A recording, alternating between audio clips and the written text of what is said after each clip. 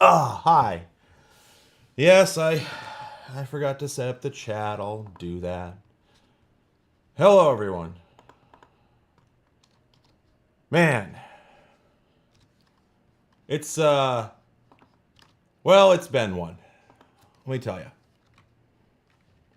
I'm not even going to go into details, but the last few weeks, last month, more. It's just been it's been so difficult in so many different ways that it sort of gets to a point of absurdity where you're like, well, if I attempted to explain any of this, uh, it wouldn't even have any punch, you know? Where did OBS go? There it is. The sewer situation hasn't been a nightmare at all. We just paid $30,000 to have it fixed. You can call that a nightmare, and I will. That's an American nightmare, and Alan Wake doesn't have a monopoly on that. But I just paid for it, and it's fixed now. That's it. It's fixed. And it. I've been shitting. Okay. Yeah, on the order of 30,000. I think it may have been a little bit more. I'm actually trying to remember now. It was more. It was more than I wish it was. And that's a fact. There we go. And then also I have to go into.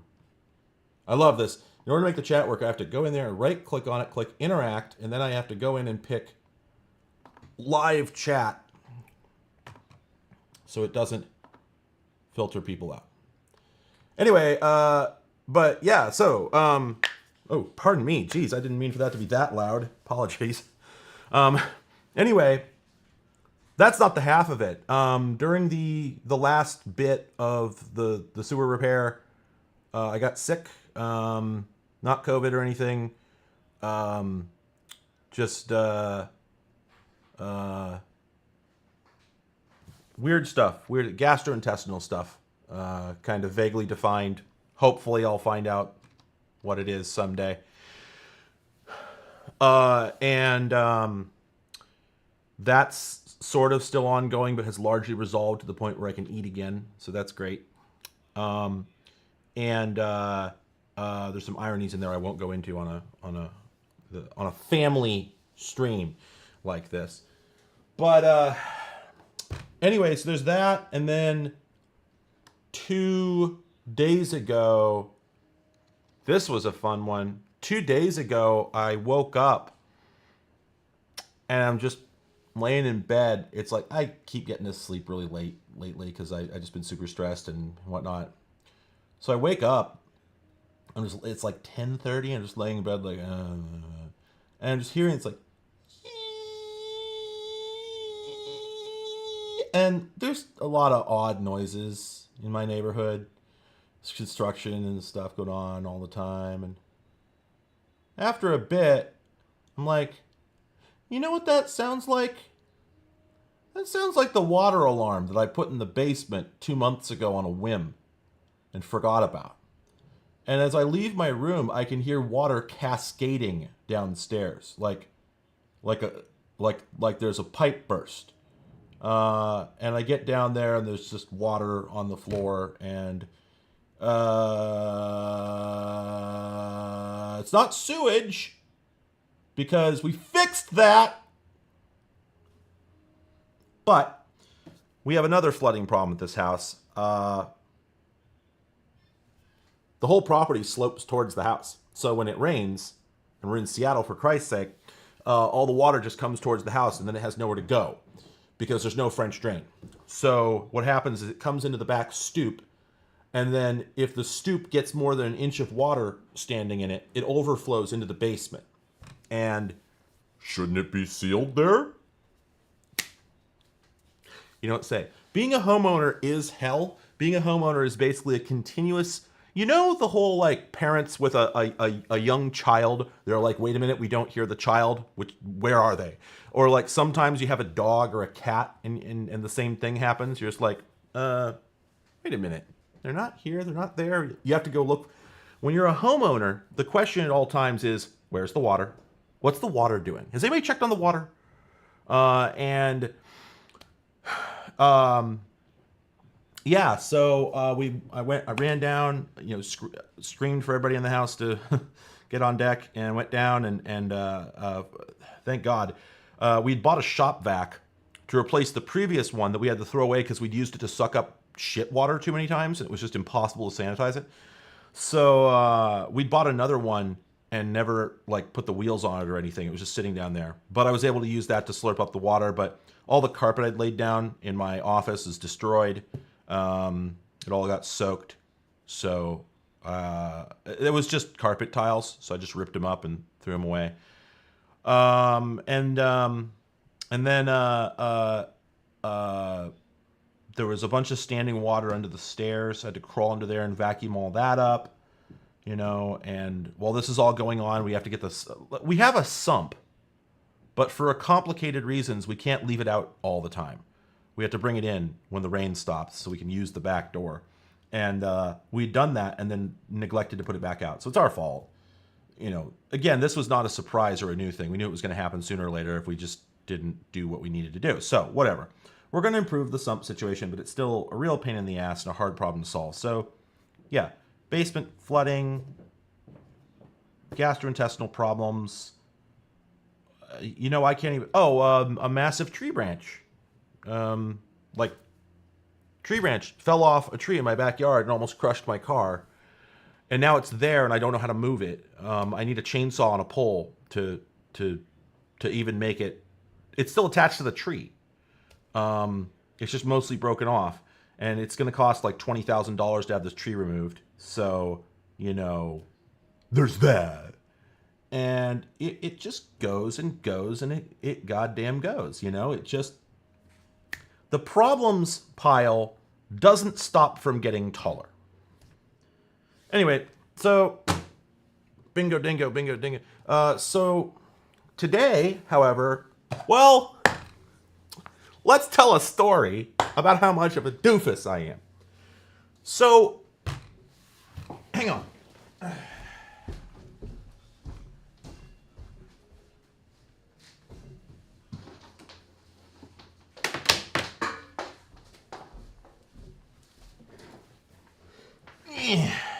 Oh, that's right.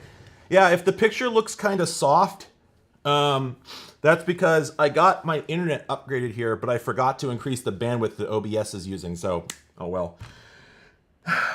Anyway,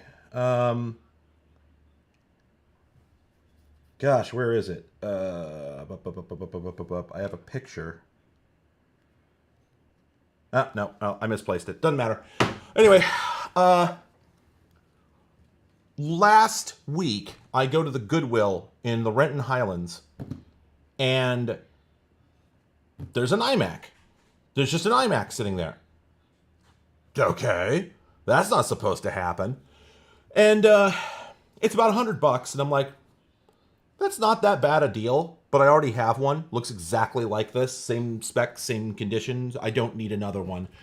But I'm just like, wow, I can't believe that was sitting there for more than 15 minutes. 2 years ago, it would have evaporated before it could hit the floor. And, but I didn't need it, especially for $100, so I leave. I go back yesterday, and it's there. Like, what? These are not as desirable as they used to be, and $100 is not an amazing price, all things considered. But the fact is that it's there, and I've worked in e-cycle, okay, and I know people who still do. If it's there, someone will come in and buy it. So I walk over, I look at it, it's $50. Whoa. And I turned it on last time. It came up, it posted, it went to the blinking system icons. I'm like, okay, it just needs a hard drive. Great. Somebody else can have that experience. Have a good time. Same thing. Looks identical. So I'm like, this thing's been sitting here for a week. Nobody's bought it. They're going to throw away a working iMac DV because nobody's buying it. Okay, I don't know how that math works in this day and age. The situation I no longer comprehend what's going on in collector culture, etc. So whatever. But if I don't buy it, they're going to throw it away, and that would be a shame. And it's only $50 now, so I buy it. I get up to the counter, and the cashier goes, "Oh, Apple." And I'm like, yeah. I can't believe it's been sitting here all this time. No, we sold that one last week, $100.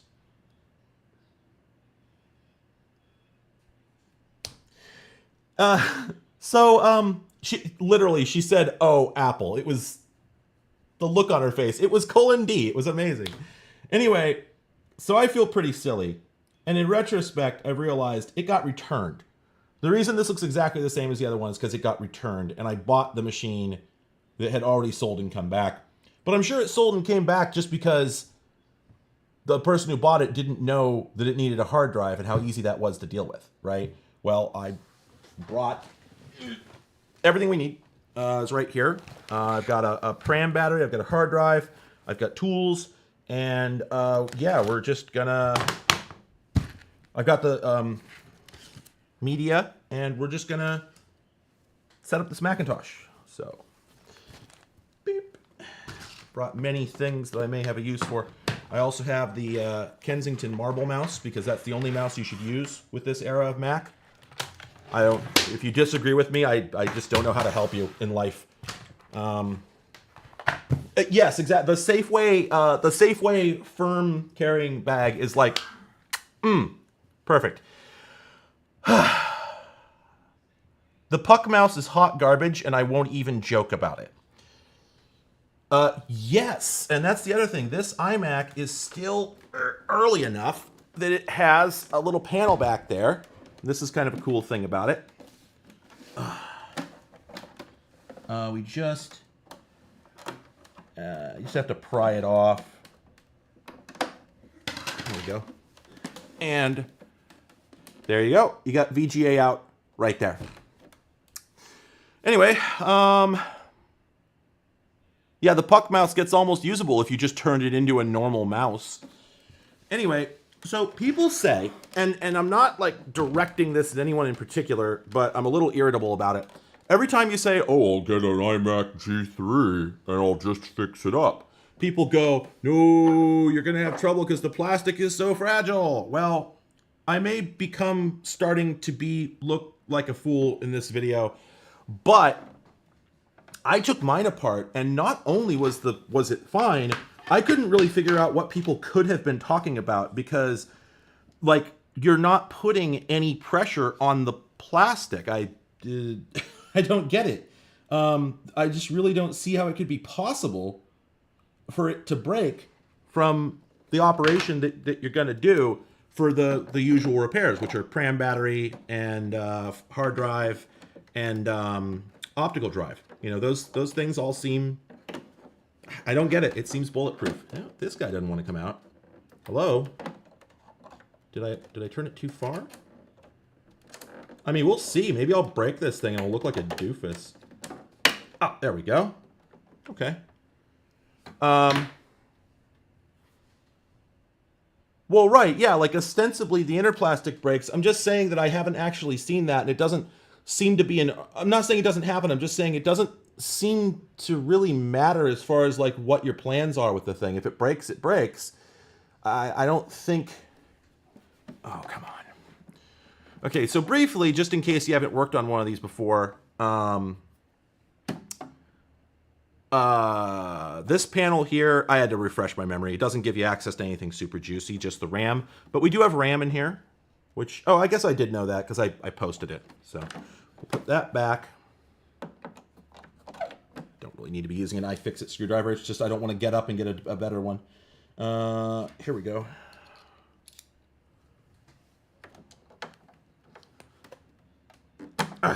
Okay, yeah, I do need a proper screwdriver. I thought that was big enough, and it wasn't. Oh, no, momento. But it's un momento, right? I keep getting that wrong. The Klein tools. All right. Actually, let's zoom wort. There we go. Focus. Thank you. As a reminder, this is a 400 megahertz machine. It is too slow to do anything with. It's not terribly desirable. And all the same, I actually went out of my way to get this exact machine. In fact, I had to go down to Battleground, Washington to pick it up. Because I wanted the 400 megahertz one because this is the iMac DV. That's what it's sometimes called. It's like DV Special Edition, something like that. And what that actually means is it's the first iMac with FireWire, and they sold it with iMovie. So this is the first machine that you would have done your own video editing on. Other than the weird like video personality card nonsense that Apple was doing with some Performas that wasn't really practical for that. So anyway, so it's just those 4 screws, 1, 2, 3, 4, and then the, oh, Nelly. This is one issue, getting it to sit. I probably should have put it on a towel. Whoops. Okay. Now there is a little bit of tension here, but it mostly just, hopefully that wasn't anything breaking. But I believe that's how mine went as well. Let's spin this around. Did I? No? Nope, everything looks fine. Just need to give it a little more encouragement. Come on. Ooh, yeah, that is really caught. Yeah, thank you. That's right, I do have a towel. Thank you, hun. Oh, because I didn't really want to grind a hole through the acrylic. I'm just being irresponsible here. So I think, I believe there's a tab up here that just needs to pop loose and we'll be fine. Come on. Come on, buddy. I didn't have this much trouble with my other one. It just came right off. Oh. Okay, that sounded bad, but nothing broke. We have a tab there, and that's intact. We have a tab here, and that's intact. And this plastic here is intact. So we're good. We're good. Okay, now, something I do want to address is, you saw something roll away. Okay.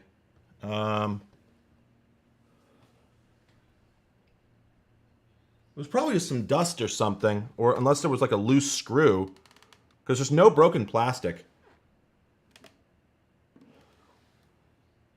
2 o'clock on. Oh. Wait, no. Wait. Oh, okay. There's a little bit of gray plastic there. Maybe that's what we're talking about. All right, well, anyway, it looks fine to me. So I want to talk about the speakers briefly. So these speakers, the problem with them, might not be able to actually tell here, but the roll foam, oh, yeah. That roll foam is actually, I just pulled some of that off. It's goo. It's turned to goo. So these are cached, and if I put an MP3 on here and put it on iTunes and then just crank it up, it'll blow these center cones right off. They'll just pop right off, and then you just get horrible distortion. It just blows out the roll foam. Well, hold still for a moment.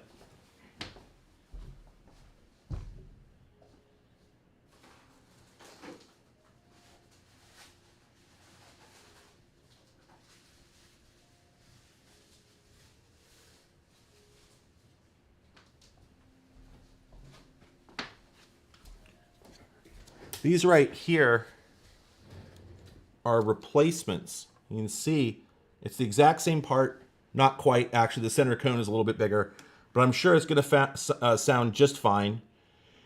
And I bought these from China, so they took like 3 or 4 weeks to arrive. I'm sure they're not the originals. They're clones, probably for this purpose, but they cost, I think, like $15. If you just look up iMac replacement speakers, you can find those.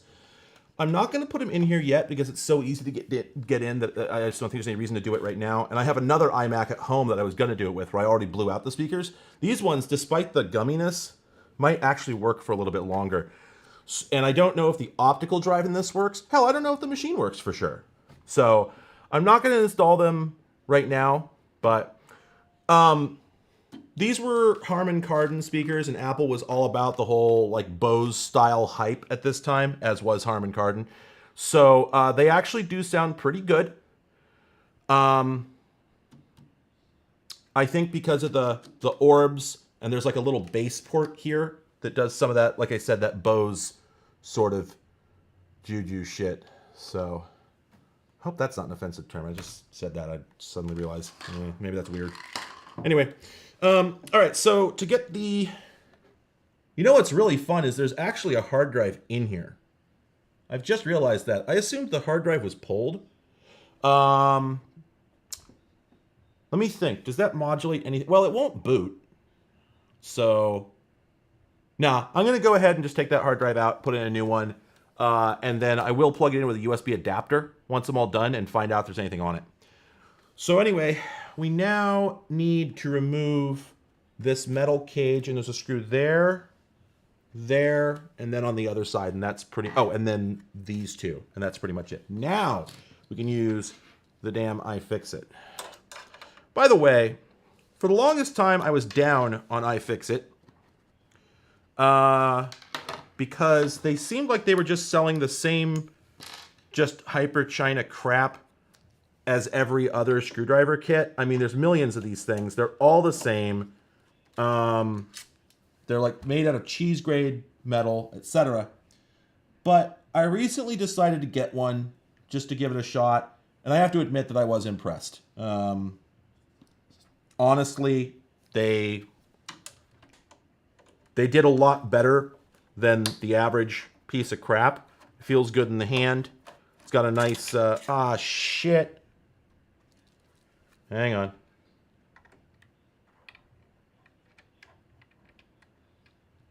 Non-magnetic screw. Easiest thing to do is just going to be to pour it out.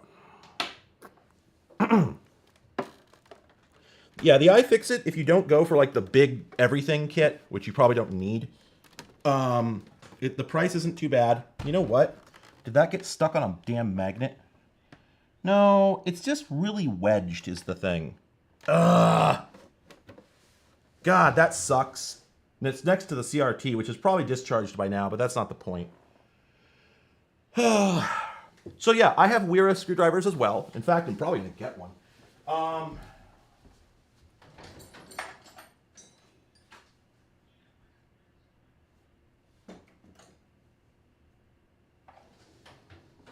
Looking for a plastic stick. Zip tie. You got a zip tie? You have them. Where? Drawer. Thank you. There they are.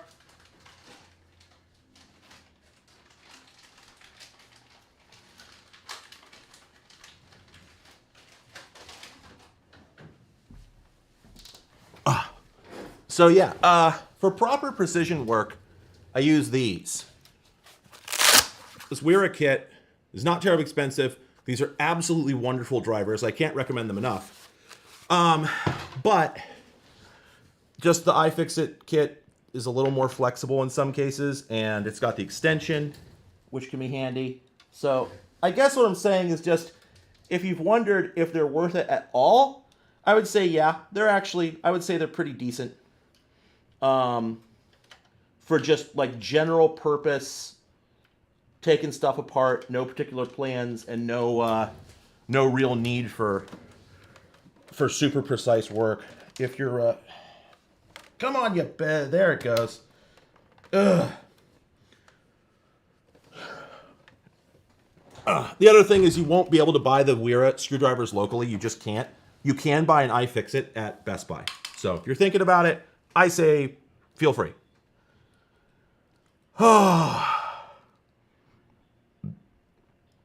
Yeah, that's the other thing. The Wera screwdrivers have really long proboscises on them, and that can be very, very useful.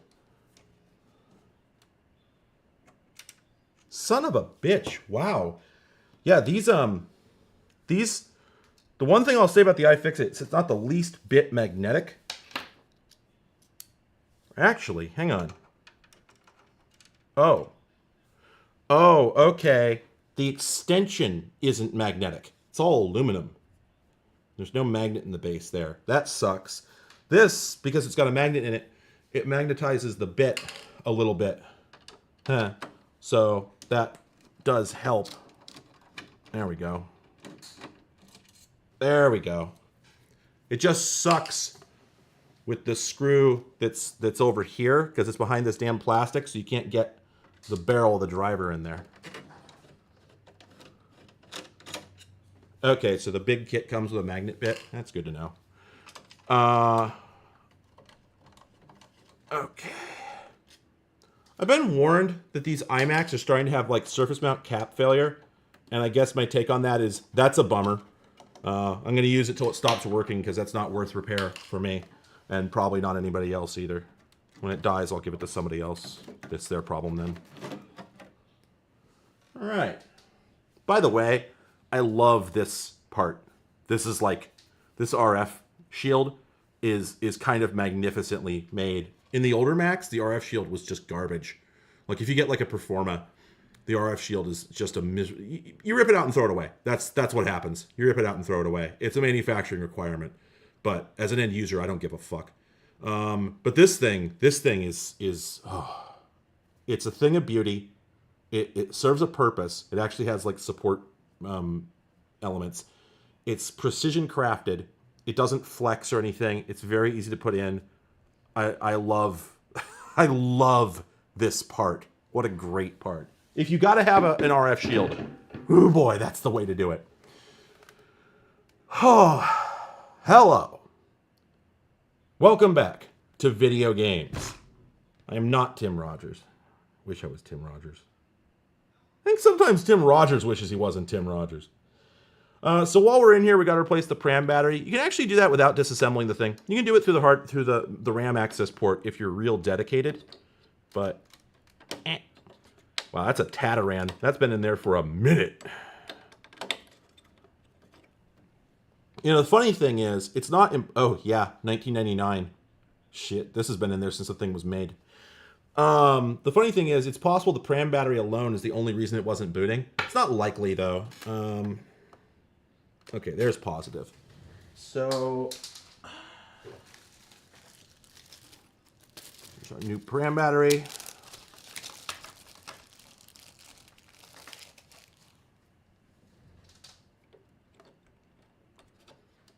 It's Xeno brand, which I'm in favor of, but I don't know if it's like crap. And then, okay, it looks like the hard drive is trivial to swap. I didn't have to swap it on my other one, so I never tried. But this looks like it's just no big deal at all. So we're gonna pop that, press that down there. If the optical drive ends up being dead, we'll be in a bit of a pickle.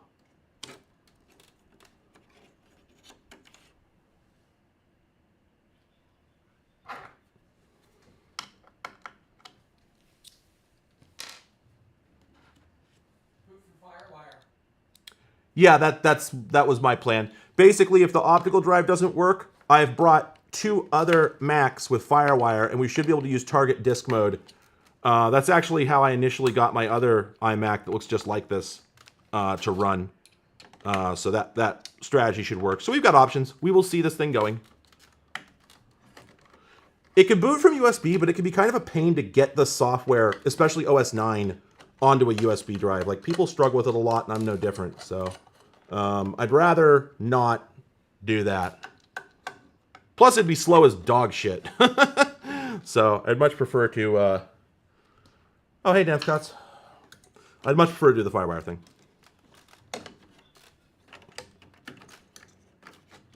Oh, whoops. I need to pull the RAM. Make room for that to get by. Okay, and that should... Wow, that is really clean. Normally these are like a little dusty. Woo! Man, this thing was kept in a clean, dry place. That is impressive. All right, anyway, that is a 13 gigabyte. And again, obviously came with the computer. Nobody ever upgraded the drives in these things. That just didn't happen. Nobody who bought an iMac was the sort of person who would upgrade parts in their computer. All right, so I have a very, very similar... Oh, no, I'm sorry. That's a Quantum. I'm sorry. I thought it was a Maxer. So I got a Maxer drive here. Much larger, 80 gigs. Because it's free now. Well, it's free up here. I'm sorry. It's probably pretty hard if you're out in like Oklahoma or something. It's probably pretty hard to get a IDE hard drive these days. But unfortunately, our e-waste situation up here is absurd. And so I can get a 80 gig IDE drive for like $7. So it's funny, actually. It's harder to get the smaller drives, you know, because they've got certain special purposes, and also because they're mostly dead at this point. Well, that's not true, but they're more likely to be dead than an 80 gig because they made these in just such absurd quantities. I swear, for a good, probably, God, 10 years. I wouldn't be surprised if for 10 years, the most common hard drive size in a new computer, if you take into account the low end of the market, was 80 gigs. And also, to be fair, it's a pretty good size. I mean, every version of Windows fits easily within that. So as long as it's not one that really needs an SSD for performance, like 8, really, for the average, like, online gambling and reading email kind of user, you just don't need anything else. You still don't need anything else. So, okay. That's that. Let's go ahead and hook this guy back on here. I said hook because I was imagining like slipping it over the VGA port, but I don't actually know which end goes in first. I think there is a direction to it. I think the back goes in first. Got this backwards. I feel like I'm making a fool of myself right now, but I see the screw holes. I'm looking at chat. I'm looking at chat.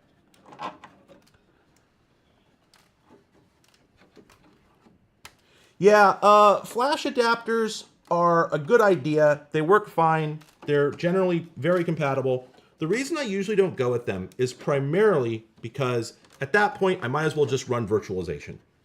If I'm going to, fundamentally change the performance of the machine, because you have to remember that I'm in it for the experience. Oh, yep, you do have to hook over the VGA port first. I was right. Damn. I'm in it for the experience, right? It's always a research process for me. There we go. Okay, so I was right. This lip has to tuck under that one. I wasn't sure first, but yeah. You flip that up, goes in. Then you flip it down, and now there we go. And I thought so. When you do it right, it should just slip right into place. There we are. Beautiful. Beautiful. Okay. By the way, if you don't do a lot of electronics work, I'm going to give you a tip that I always give. Towel. Put a towel down.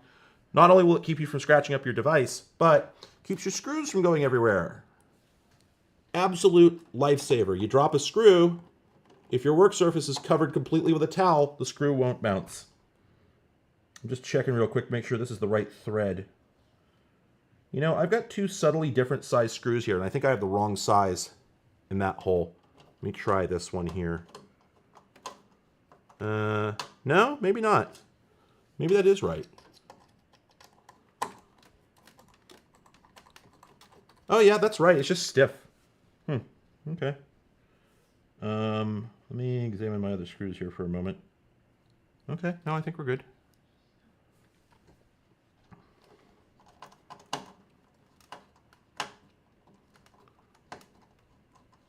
Yeah, to be honest, I feel like I may have just put those screws back in the wrong places, but what can you do? Oops, that's definitely not the right place. Oh boy. Oh boy.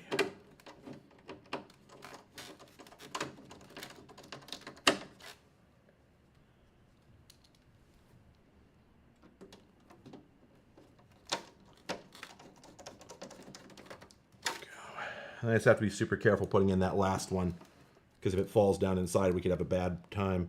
The thing that really sucks about this, by the way, is if you screw up, if you drop a screw, in some devices, you're like, you know what? I'll I'll get crazy with the Cheese Whiz here. I'm just gonna fire it up, you know. And you know, in your heart of ass, you know that you're playing with fire. Literally, because you might have just dropped that into a place where it's going to short something. But you can at least tell yourself, well, maybe it shorts it, but, it's just 12 volts and maybe I blow a fuse. With a damn CRT, you really shouldn't be messing around like that. You really shouldn't be messing around like that. That is a bad idea. The capacity for something to go very wrong is not to mention the fact you'd be destroying the CRT, So it's sort of like, it just kind of sucks that this thing, they really should have enrobed the entire CRT in like a double insulation layer so that even if you dropped something inside the machine, unless you were directly servicing the tube and thus had the protection for it removed, that nothing can get down there. But they didn't, so what can you do? Okay. No, I've never been. Yeah, so somebody asked how many iMacs I've had. 2. I've owned a couple more, but they weren't from this era. I owned a G5 iMac at some point, and I think I had an Intel one very briefly, like an early plastic Intel one. But overall, no, I just generally don't. I have not had a large stable of iMacs in my life. So I've never worked on anything other than the G5, which was horrible, this one, and then another one exactly like this. So all these screws feel like they're cross-threading going into the plastic, but I don't think they are. It's just plastic screws, Bad, not good. There we go. All right. Well, that was, anybody got the time? How long we been streaming? We've been streaming for 40 minutes. And I talked for probably 15 to 20. So yeah, 20-minute hard drive and RAM battery swap. World record. Can't believe I did that at GDQ. Wow. Anyway, we won't put that back on because we're going to actually hook up. We're going to hook up the VGA. Let's rotate baby gently. For the longest time, I had this thing about leaving the Goodwill tags on because I'm like, but I kind of decided like, I don't know if it's that good a bit, and there's other reasons. So, but I also hate taking them off. But I also hate leaving them on entirely, so I usually just deface them. All right, we got juice here.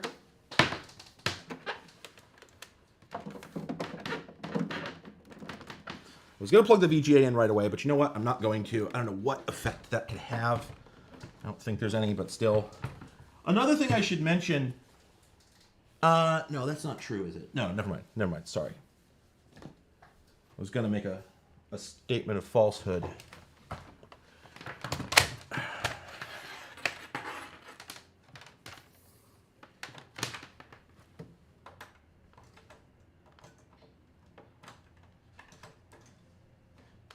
All right, ready to turn this on, make sure I didn't break anything.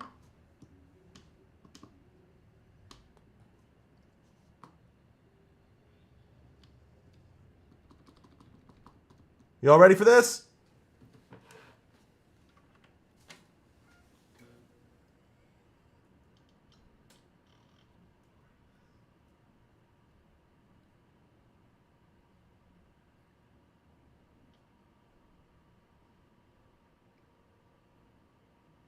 All right, that's what we expected. There's no bong, probably because it's muted, because it turns out that the mute actually applies. Here we go. And then I don't know if the optical drive works. It's iffy, but looks like it took. I don't know if it'll automatically register or if I have to reboot it, but I think I have to. I think it should register automatically.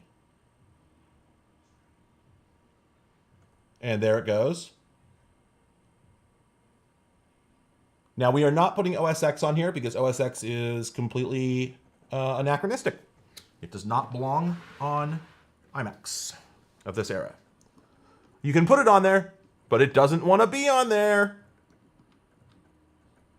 All right, so that's doing great. Let's get the VGA hooked up.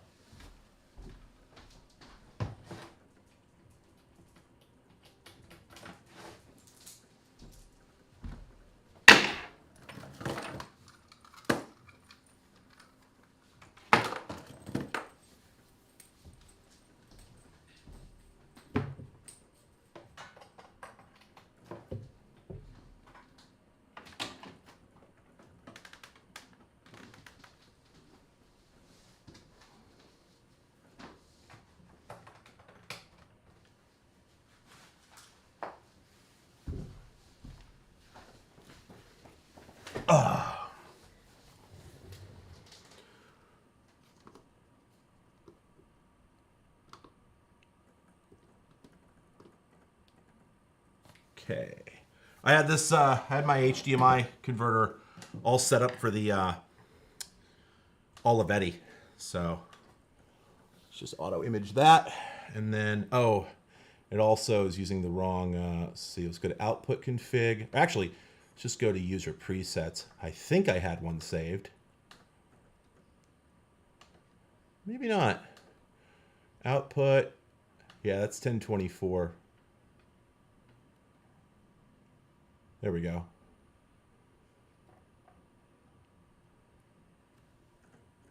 Ah, much better.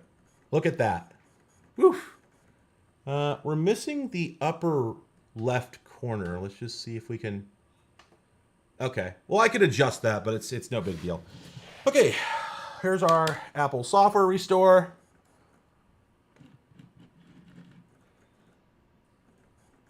The cool thing is just that the optical drive is working. It did not need to be. Okay, let's see. Oh, right. What am I thinking? I need to do a disk. I need to go to disk utility. You know what's odd, actually? Why don't I have a VGA shortcut on my Stream Deck? I had one.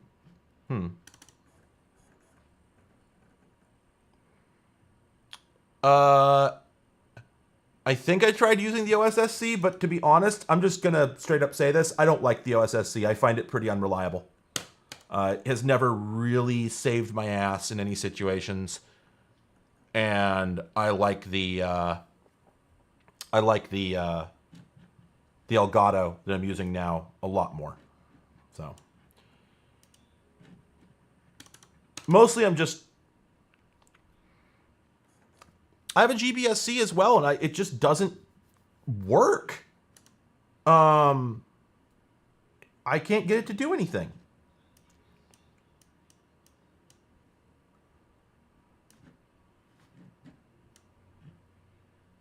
I guess I'll do a restore in place just because I don't want to wait for any erase process to happen. All right, so that's going to be busy for quite some time.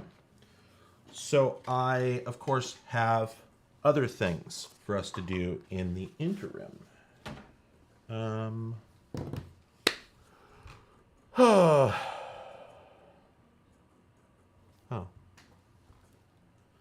I'm getting chromed. All right, I'll be right back.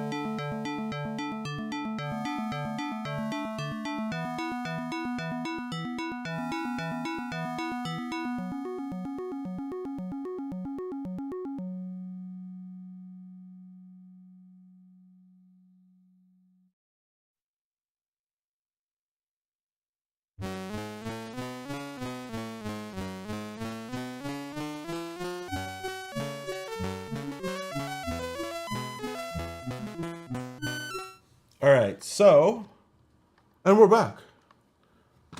Now we're going to go to a place where you can talk to God or the devil. Let's take a little trip down Church Lane. All right, so, computer.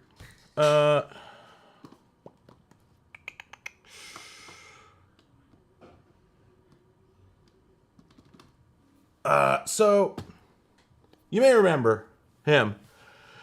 The Dell Z600 from one of the quick start videos, except two of them. So this is the one that I showed you in the video, and out of the blue I walked into RePC and they had another one. So let's see, I think, yeah, battery still works. Lol, natch. Sorry, we turn that back off. Okay. So this is the one from the video, and you can tell because it's missing these.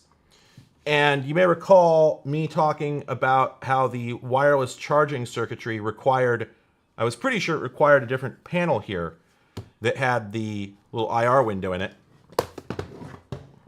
Oops. I was lucky enough to even find that. So, yep, there it is. There it damn is. So, in theory, I should now be able to test this. Now, I don't know if the battery on this one works. No, that's fine. Or it might not be charged. This also, you'll notice, has the covers for the shoulder pads.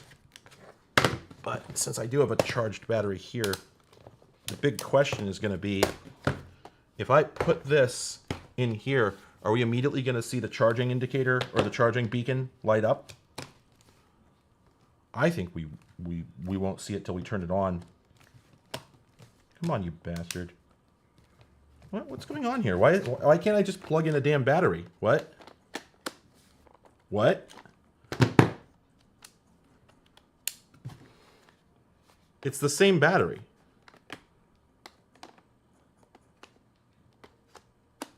What? What's going on? The other battery was mounted in there fine.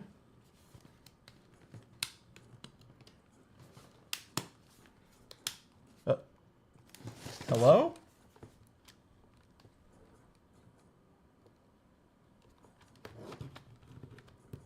It's not bent or anything. What the hell is going on? It feels like it doesn't want to go in the middle. It's the same battery.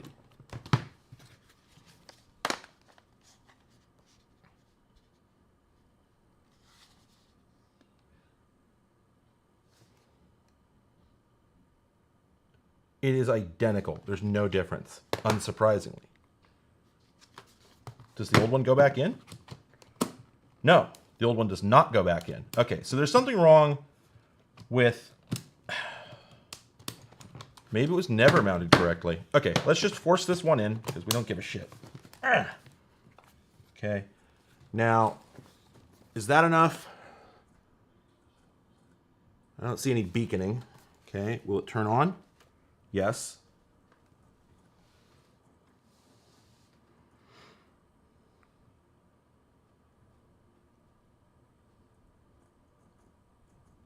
Oh.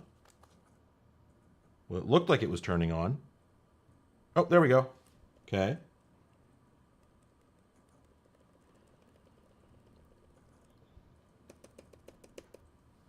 I guess I don't really care if it goes to the BIOS or not. Okay, we still don't see any activity from that light. Oh, you know what? The CMOS battery is dead. And that includes the option for the wireless charger. That's the problem. Oop, that's the wrong... Well, the terminology is kind of weird. So I'm going to turn on everything in here that says wireless. But I don't think that's it.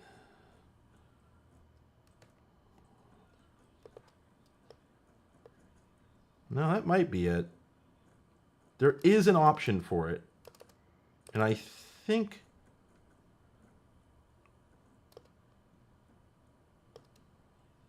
Well, this does have latitude on, but I can't, you know... I can't get into it. I'd have to wipe it so there wouldn't be anything to look at or anything like that.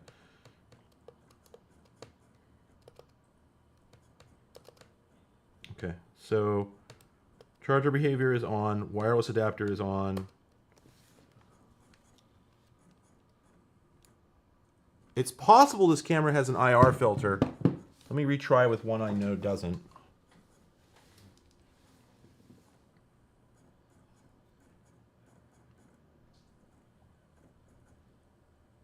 No, there's nothing doing. Okay, well, whatever. Let's just finish booting this thing, and we'll put it on the stand and see if it charges. Yes, there are quite a few more quick start episodes that are going to be coming. I've got at least 6 or 8 planned. So I'm going to go back to the overview just because I don't remember what's on this computer, but I did get... it was supposed to be wiped, but I think there was a miscommunication there. So I need to erase it myself. So I'm not going to expose any information. But, gosh, this is taking forever to boop. Did I bring anything else offhand? One fun thing, can't set this up right now, but I did buy a grease weasel, which is pretty cool. And I'll tell you why. So, if you want to work with floppy disks from a modern PC, it's easy. You just get one of those Dell 3.5-inch floppy drives, plug it in over USB, Bob's your uncle, right? Except that only works for 3.5-inch disks. And it also doesn't generally work with anything that's not, PC formatted. So, oh no, that's right. This machine did get erased because it got mostly erased. That is, it just comes up and can't do that. But I was gonna just swap the hard drive because we're here. What else are we doing? So let's just do that. What was I about to talk about? Shit. Oh, the grease weasel. Yeah. So, basically, the USB floppy drive is extremely convenient, but it doesn't work with anything other than PC floppies.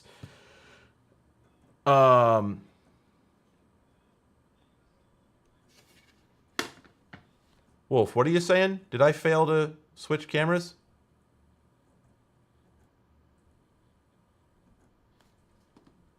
Oh. Oh. Wait. No, that's working, right? Wait a minute. Oh my god, I'm in studio mode. Whoopsie. There we go. Oh, jeez. Oh my god. I hate studio mode. I swear nobody said anything. No, I've never engaged studio mode during a stream. Oh my god.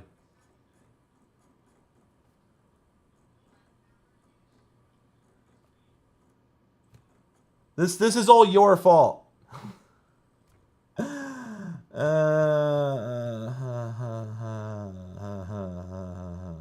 It's okay, you got the point. You got the point. Yeah, here's the open. Well, I'm now realizing that my program monitor is not 100% reliable, which is not surprising because it's OBS, and OBS has a real problem with, like, one of its fundamental issues that I really wish they would address is OBS is incapable of giving you a like, no fooling, no bullshit, this is the final output. And the thing is that I have a live feed display. The problem is live here means what YouTube is getting, and there's no way to get OBS to show you what it is actually sending. And because it's a network stream, there's no way to split it off. Yes, I know about this plugin and that. None of them work.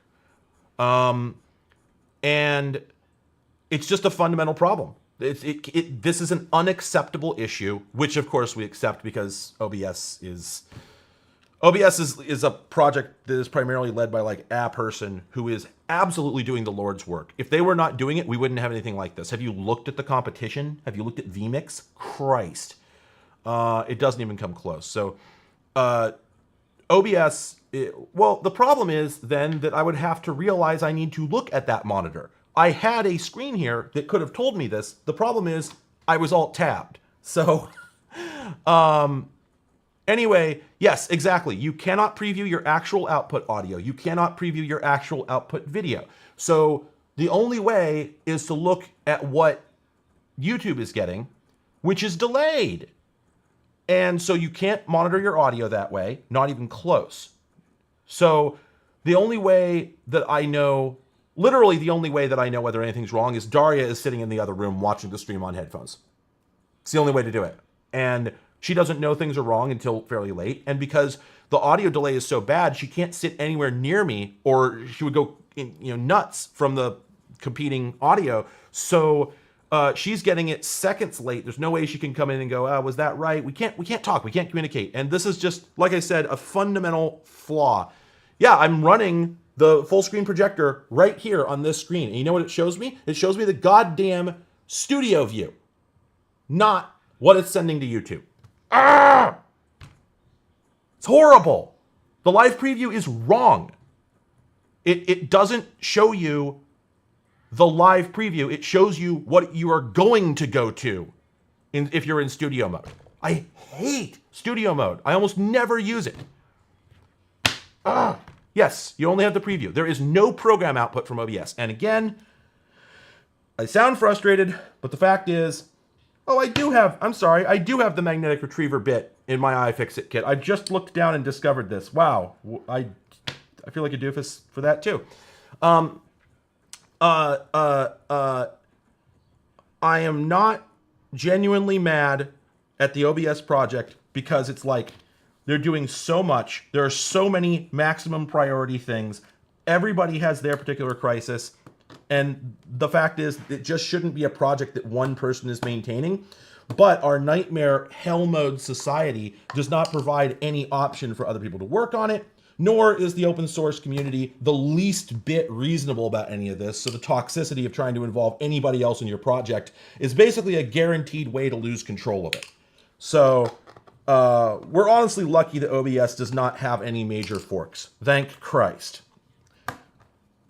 But the reason it doesn't is because, by and large, development on the project is so good. It is so consistently reliable, far more than it ought to be, and they're constantly bringing out features that everyone really, really, really wants. So you just can't get mad at them. Nobody can really get mad at them. And so the project doesn't fork because it's obvious that the guy is mostly doing what the community wants. But it always does leave you, like, if you end up in that little niche over in the corner, the person who really, really, really desperately needs something that is not being focused on by the dev or any of the people volunteering work, it's just, it can feel very frustrating. But it's not a reasonable frustration. OBS is incredibly good in every way except for little tiny things like this. So anyway,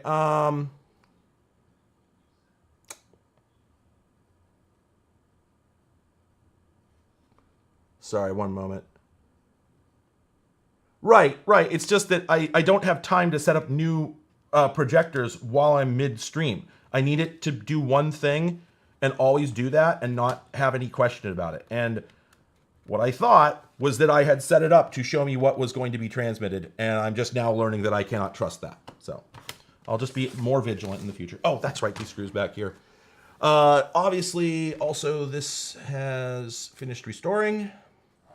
So now we can eject the disk.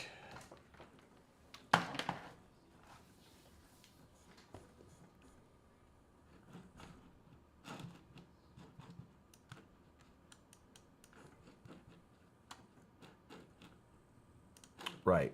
We have to restart while holding the mouse button.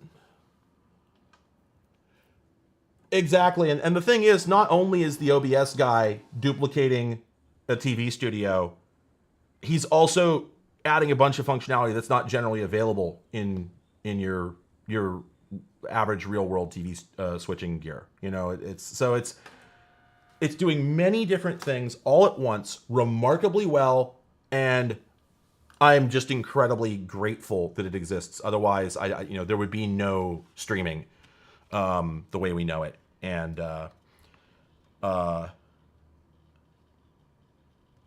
honey, what's the name of the Macintosh Plus girl?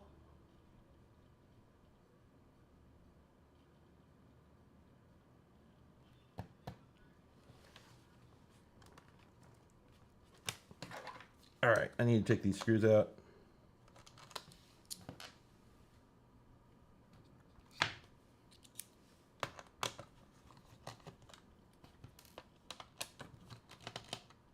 Love disassembling laptops. So many screws.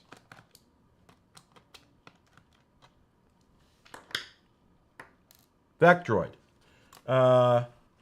She's the one that has all the... I assume she. I guess I'm not 100% sure. But I think so. But she's the one that has... just be incredibly upset if OBS didn't allow 10 million things to be on the screen at all times. Wow, so those are die-cast. Wow.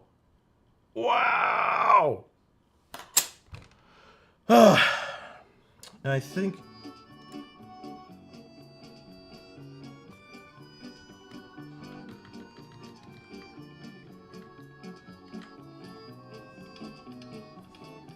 Y'all getting this?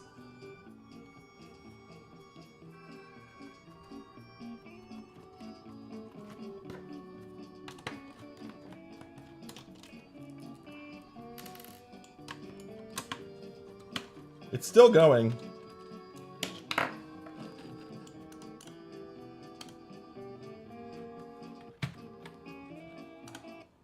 Oh.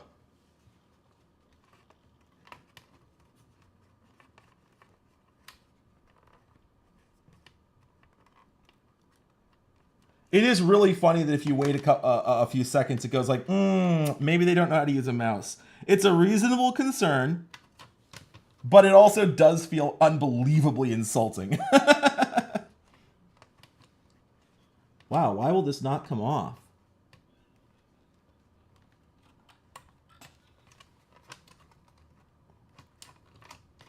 Wait, is there... Oh, wait, there's a damn screw down there? That can't be. No, that's the Kensington slot. Surely I don't need to take that out. No, that wasn't it either. That's weird. I didn't have this problem on my other one. Oh, there we go. What was stuck? I don't know. It doesn't look like anything should have been stuck. Weird. All right. Macintosh.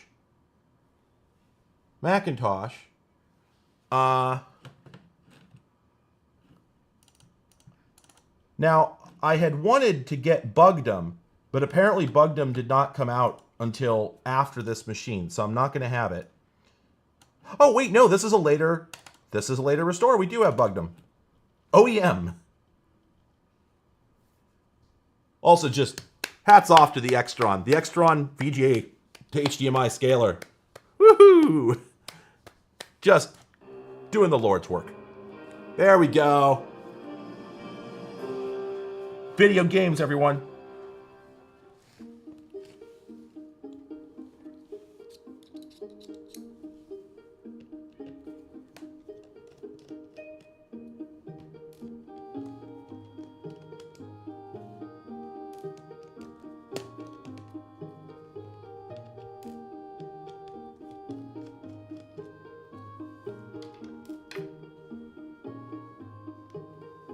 Pardon me, this might be loud.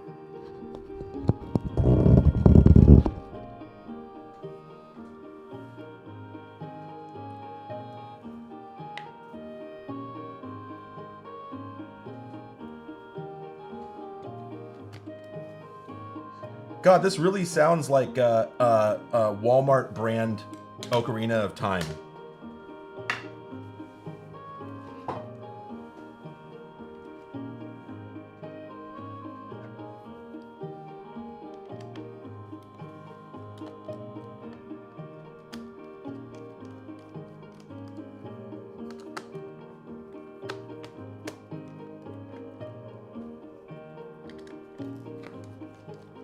This is the ocarina we have at home.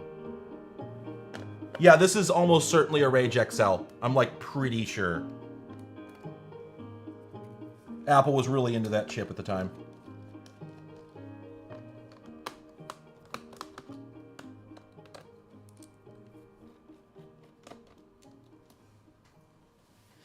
Sorry, we're chilling and grooving on the Bugdom theme right now. Is it coming through okay?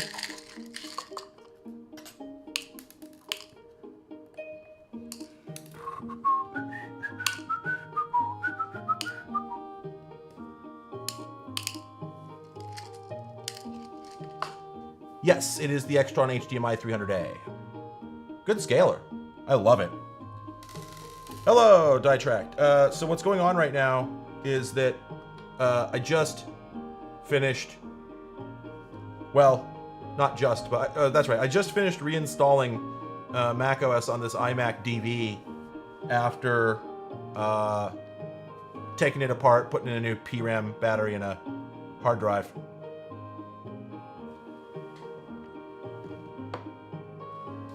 Oh, and then, you know what? So this is the Extron scaler. Yeah, I'm sorry, specifically RGB HDMI 300A.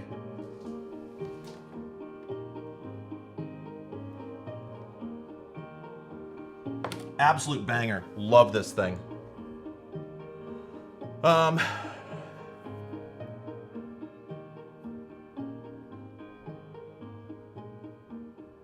You know, it's funny, Acrylic, you say that about the plastics, but I have two of these.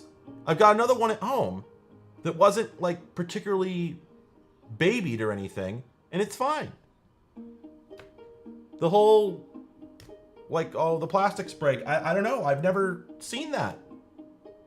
I've never seen an iMac with that going on. So, I'm not saying you're lying, obviously. I'm just like, I don't think it's as common as people make it out to be.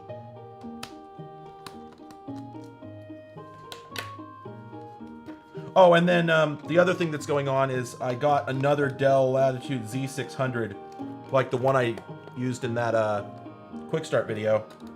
But this one has the wireless charging circuitry, so we're going to swap the hard drive out of the other one I used, and then we'll see if we can get that wireless charging circuitry to work. I had hoped this game would have a demo. Oh, there he goes. I seem to recall this is like a Mario 64 style character action game. Yep, iMac is going like a hot damn. Wow, I guess there is some difficulty getting the... I don't remember this. What? Oh, the damn screws on the back. Ugh, again. I'm not smart. Boy, this music is, yeah.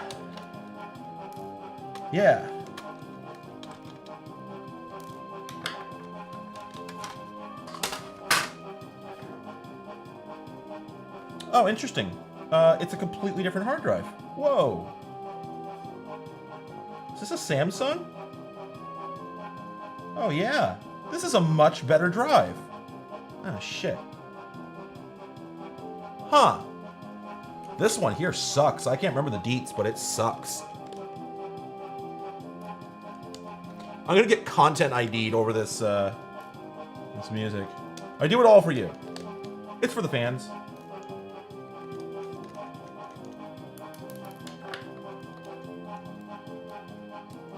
This thing... Oh wait, no, this is a Samsung as well.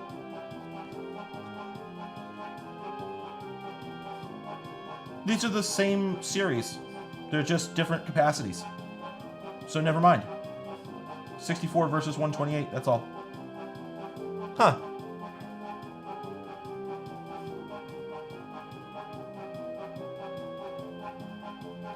Alright, well anyway, this is the machine I'm swapping to, so I'm going to go ahead and put this, or sorry, swapping out of. So I'm going to go ahead and put this drive back in here. You know, I gotta say, this is a great MIDI set.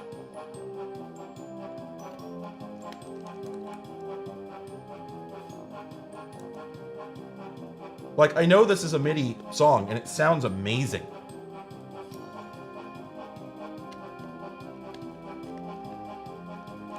This right here, this is why streaming is a thing.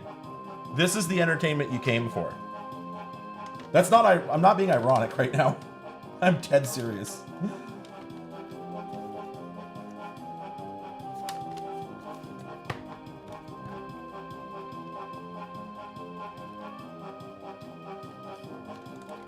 We get Oompa music and laptop repair.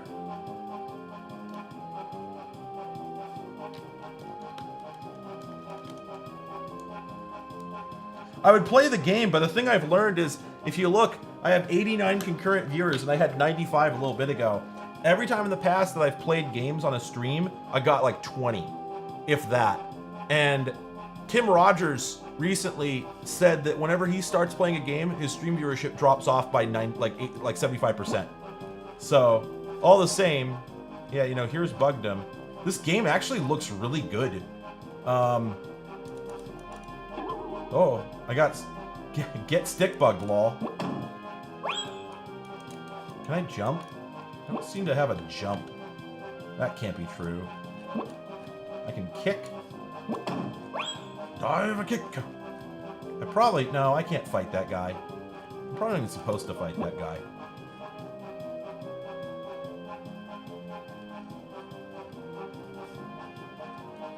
It's really fun that, it's really fun this has good mouse controls, honestly.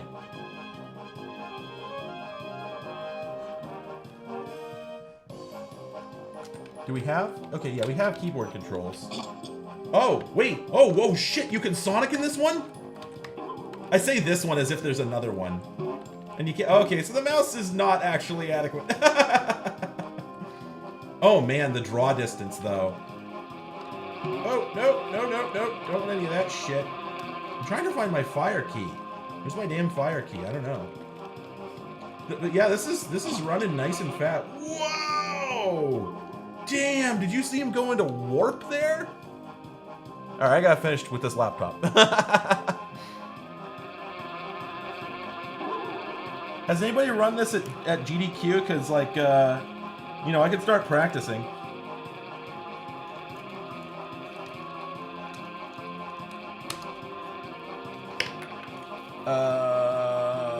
Okay. Wow, that is unbelievably annoying, and I'm not going to stop it until I finish putting these screws in. So, sorry about that. Wow, that is really annoying. Oh, you know what though? Oh, wait. Is this... Wait, did this just crash? I'm sorry. Macintosh gaming moment! Oh my god!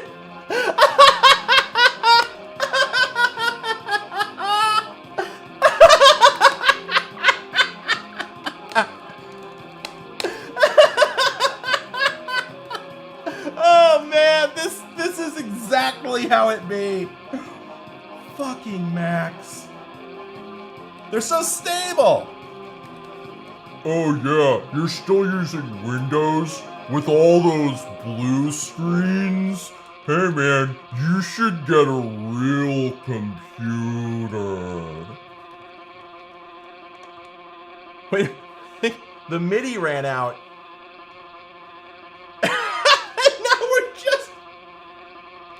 just in this purgatory. Purgatory.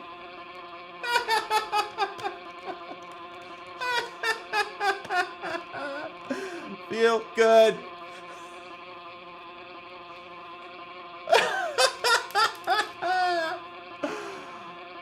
Oh my god. I'm sorry. Somebody said it, but I forgot it. What's the force quit? What's the force quit shortcut? Please help. Please save me.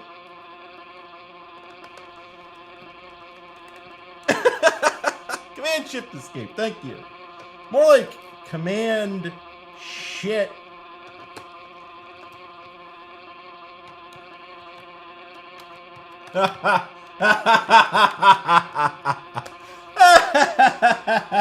Yeah, see, I was doing too much RNG manip, and oh man, I'm gonna have to reboot. I gotta reboot the compooper. That won't work. I have to push harder and longer.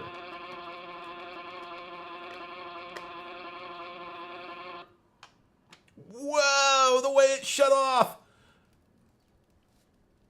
Command Option Escape. Oh, lol. Whoop.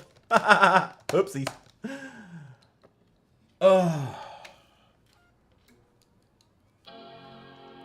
Yeah, the thing I like is that I crashed it by doing nothing. Like, the thing that made it stop working was that I stood in place and did not take actions. Like, I literally didn't do anything. I just took my hands off the controls, and that was the moment when it froze.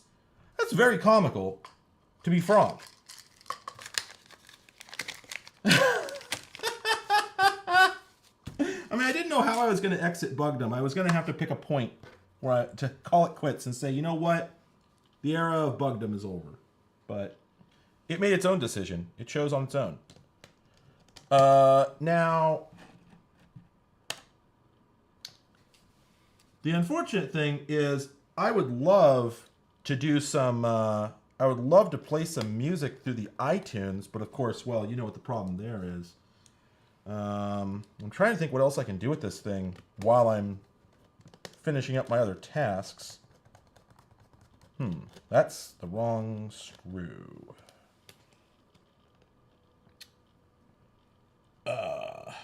Well, I can think of one thing I can do. Wow, that is really in there. What did I do wrong here? Holy shit. Did I rip the fucking standoff off the board? Like, what?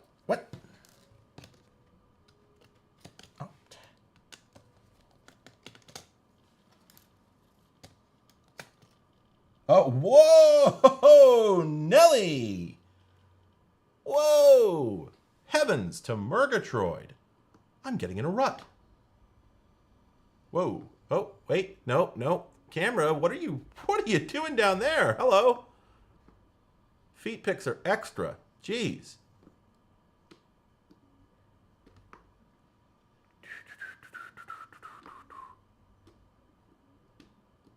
There we go. So, yeah, I put the right screw back in, and it just, whoop, it just ripped the lug. Right, look at that. It damn detonated it.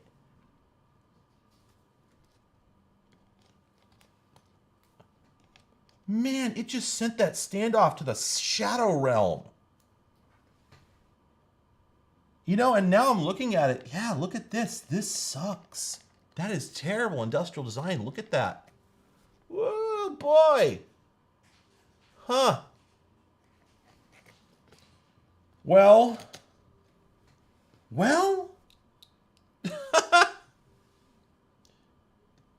Yeah. But yeah, I do really love this era where they're just like, oh, the SSD just shouldn't have a case. It should just be some bare fucking chips hanging out inside the computer. That seems reasonable. We're smart people. You know what? Oh. I did pick the wrong screw. Or did I? Wait, no. No, that's the right one. This is the wrong one.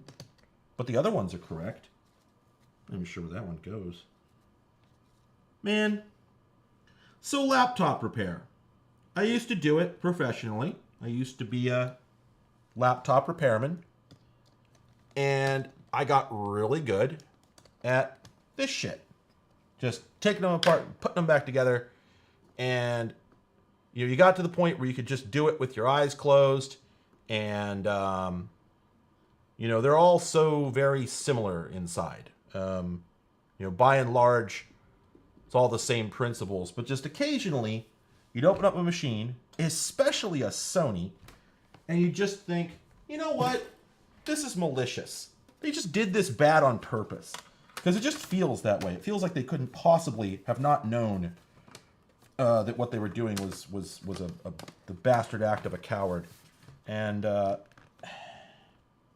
there really is a screw down there that holds this in that just wasn't in on my other one. Huh. Oh, good times. And come on. Wow. This is weird. I took this thing apart and put it back together a good 6 times before I made my video. And then I think I took it apart during the video. And it just went. It was like, no big deal. And now, what the hell is going on? There we go. There we go. Okay. And then I need to figure out what screws go where. I feel like I've left something out. I felt like shouting hurrah. Do these go back here? They do. Oh, okay. That's where the little tiny screw heads go. That one there. Put that one there.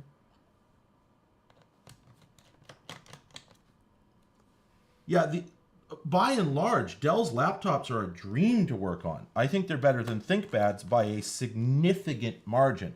I'm actually pretty much anti-ThinkPad. I'm afraid I don't think they're good. That's the primary issue I have with them, is I don't think they're very good. There are a few aspects, but for the most part, they're just not that exciting. And I think that a Dell Precision or a Dell Latitude is usually better in most regards. And that's just my feeling on it. That's not the right one. Let's go with... because I totally remember which screws go where. Definitely. Yeah, why would you ask?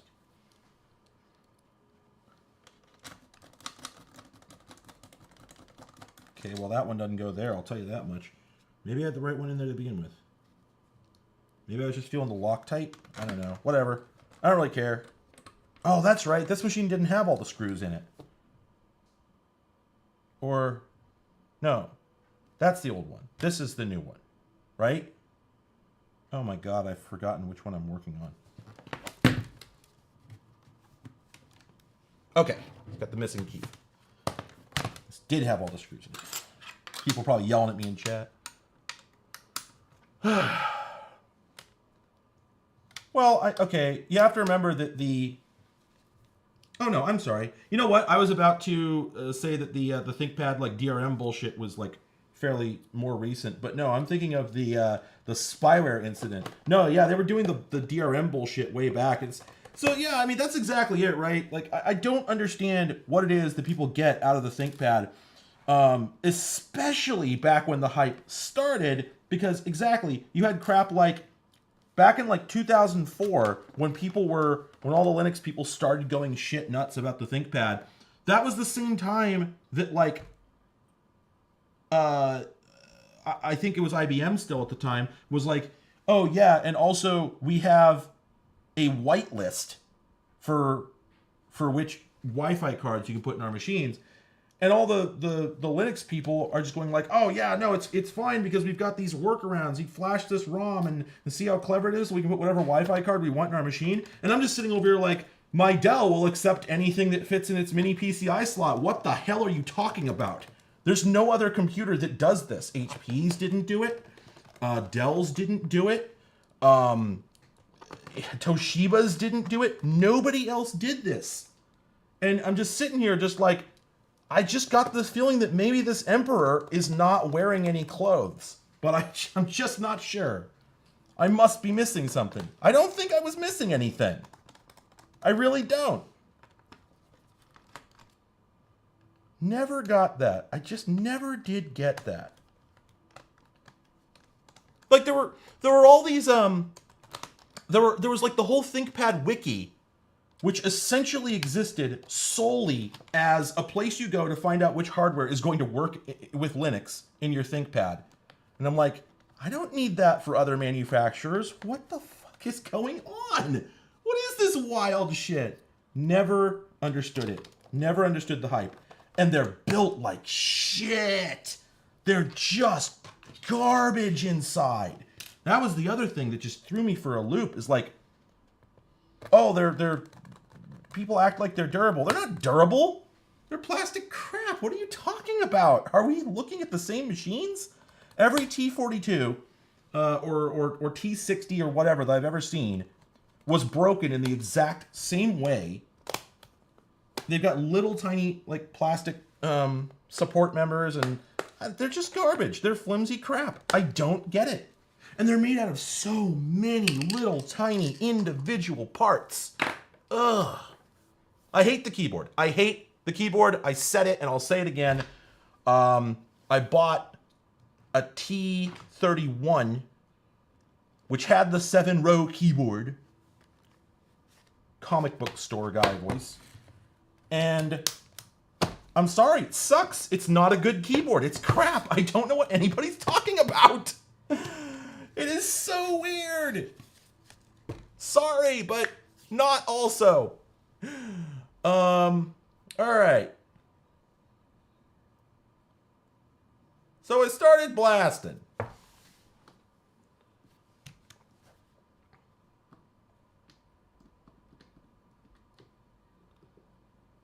I mean, I just think that all laptop keyboards are irrecoverable garbage, but to be honest, I have a Lenovo Legion that's, you know, one of their most expensive machines. But I'm just saying, I have one of those, this gaming laptop, and I like the keyboard. I actually find it to be one of the most tolerable laptop keyboards I've ever owned, and I've done a lot of writing on it. I'd still rather use a real keyboard.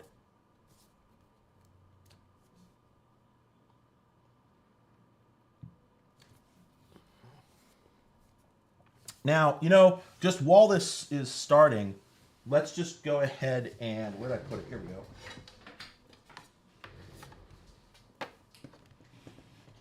While this is starting, let's just, ahead of time, throw it on this guy, the wireless charging pad. Okay, and I've got like a 120 watt Dell charger here. Plug that in. Just see, do we just happen? No. Nope. Okay, no, so far no charging light.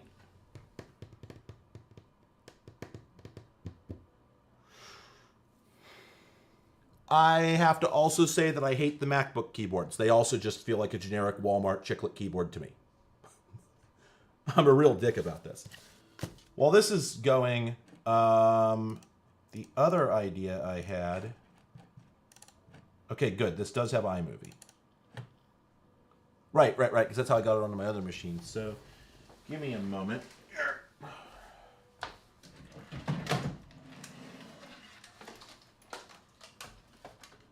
Alert. iMovie prefers to run at a higher resolution. You can do this later with the monitor's control panel, or change it now. That was really funny. It was very funny. Wow, there's no FireWire on this. Really? Really? Can that be true? Huh. I really thought there was.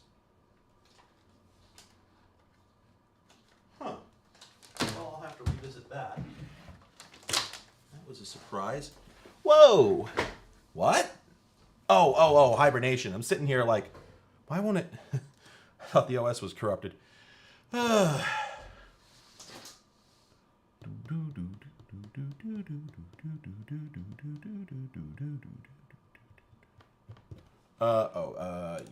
change resolution. Wow.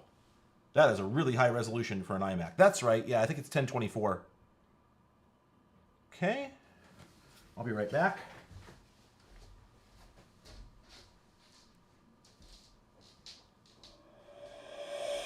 You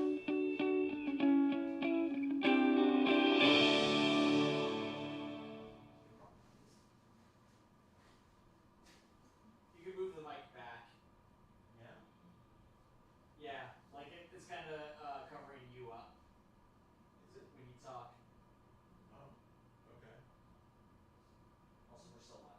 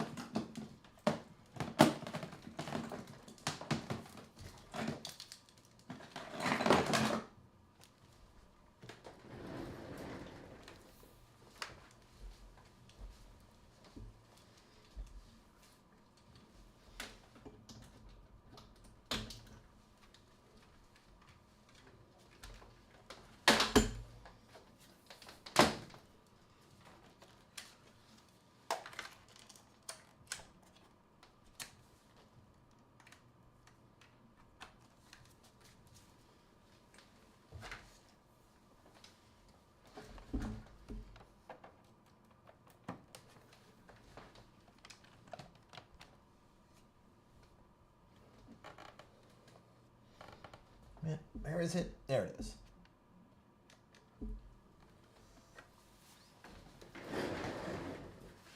Oh.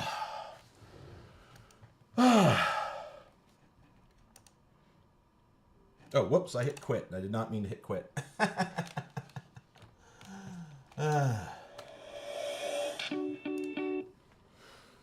Go. Create. There we go. Oh no. Audio. Mute. Mute. Wait, why aren't the keyboard volume controls working? There we go. Oh, okay. Ooh, my great movie. Anyway, yeah, I don't have any way to support this properly, but hello. Hi. And I also... Why? Why so slow? Okay, well, I'm going to hit import here. There we go. Hello, hi. Welcome to my great movie, which hopefully will be at better than 8 or 9 frames per second. Whoa. Did I just break part of my camera? No, I just pulled off a plastic trim piece. There we go. Okay, and we'll stop importing. Oh my god, it's charging. The laptop's charging, everyone.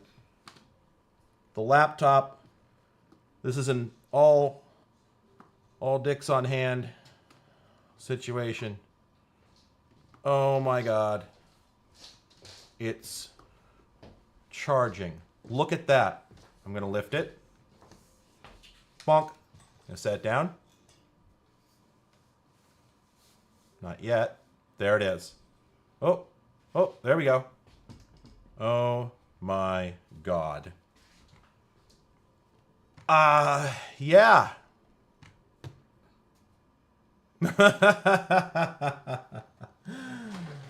No kidding. Holy shit. Well, you gotta take the plate off first. Yes, I do. Yeah, it's a QR plate. Okay, so now the question is, let's just show this to that camera. No, oh, you got it. Oh, no, It's falling apart. Here, let's get back to the overhead. Beacon, who's got the beacon? Well, I don't see anything. And that's not doing anything.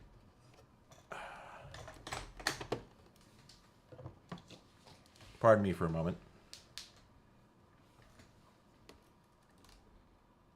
Oh, there's nothing there. And there's nothing there either. I know my phone can see it. So what the hell? Huh. Yeah, you know, I do wonder. Maybe that's the case. Maybe it uses the coil for presence detection. And then it uses the IR to communicate after that. Maybe that's what it is. Pardon me, this will be loud. There we go. Okay, strange business. So let me try and play this clip here, by the way. We should be able to get native frame rate. Okay, play. Did it only capture at like... No, that can't be right. That's got to just be because it's not rendered. So let's edit this video.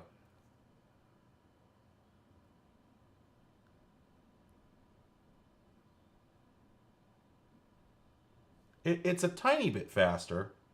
Not much. Oh, hi. Yep. Okay, so we'll put our first split there. I have to remember how to do this. I think I just heard the fan on the charging dock spin up. Natch. Here we go. It's split clip at playhead. There we go. Okay, so now we can get rid of this one. Delete. Hello, hi. Welcome to my great movie, which hopefully will be at better than 8 or 9 frames per second. Whoa. Okay, we'll split clip at playhead there. lose that. It's actually a pretty decent NLE. And then can we do a solid title card over... So what? Here we go. Over black. And...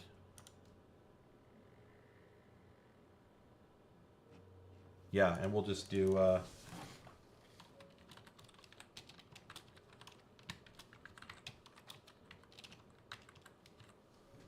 okay, and then we should be able to just drag this onto the timeline. All right, that is automatically... oh, you can't really see it. I just realized you can't see the whole thing, but on the timeline, it... I guess I can fix that now that I think about it. Here, hang on. Bonk. You can see in the lower left there, the little red bar, that's it pre-rendering this effect so I can play it here in iMovie. So then we want to do a transition between the two.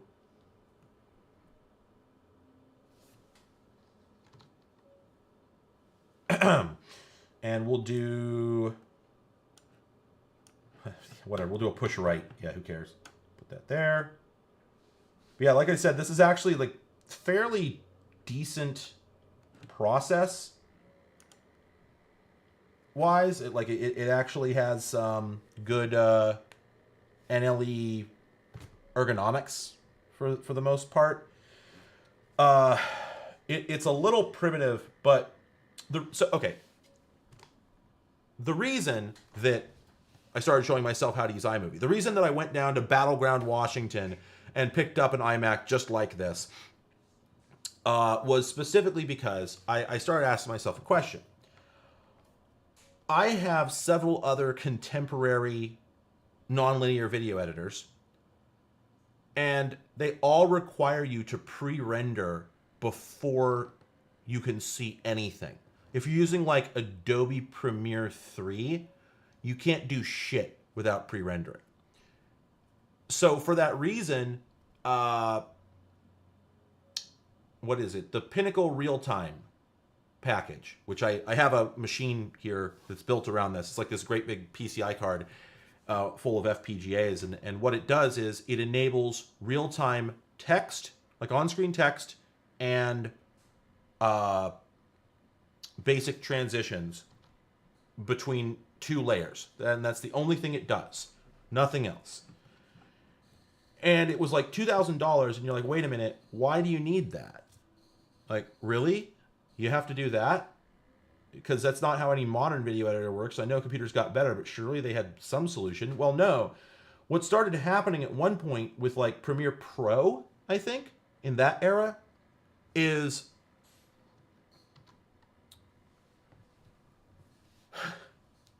oh, God, don't even talk about the Wikipedia page for iMovie. It is horrible. It is horrible. If you go to like Adobe Premiere Pro, like the first version of it, you drop in an effect, and then that part of the timeline turns red. And then you see the red go like that, and then you can hit play, and that's it, you know. And it's frustrating that you have to wait for stuff to pre-render, but you do. You know, it's just computationally intensive, especially at HD. But I got to wondering, like, wait a minute. There's no way Apple made people do that. It can't be. Well, nope, they did not. I think this is iMovie 1.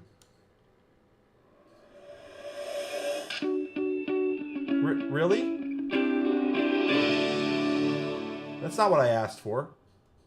There we go. This is iMovie 1.0.1. This is just about the first version anybody would have ever seen. It's from 1999, and it does not have that limitation. I just put in some effects. Then 8 or 9 frames per second. Whoa.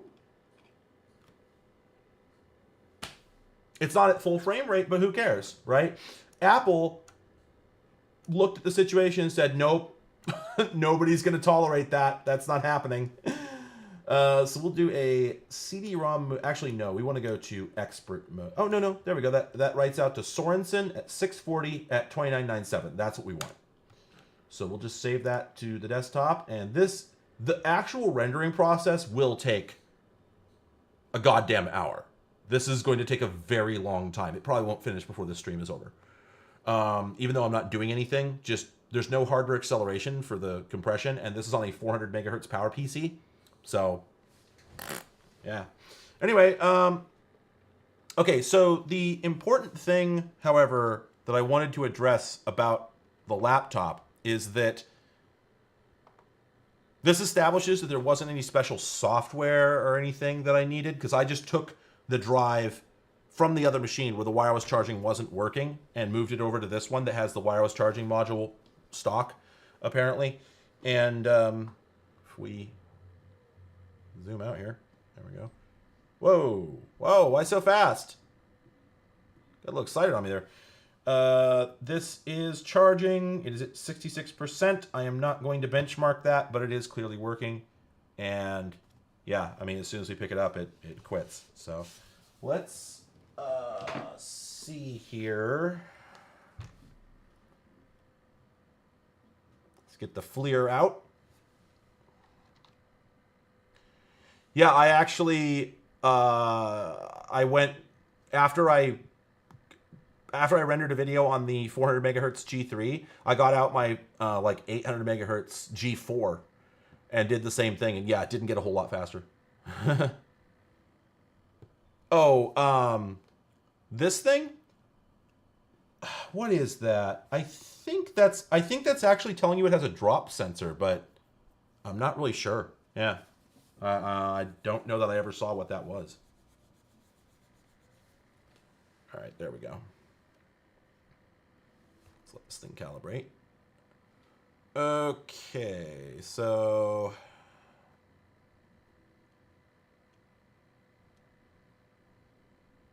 no, this very much predates NFC by about 2-3 years at least. So our hotspot here is 90 degrees. Okay, but this has been charging for a good like 15 minutes or so. So let's whip that off of there. What do we have? Hotspot is, yowza, 110 American degrees. You can just about buy a McChicken for that much. Shit howdy.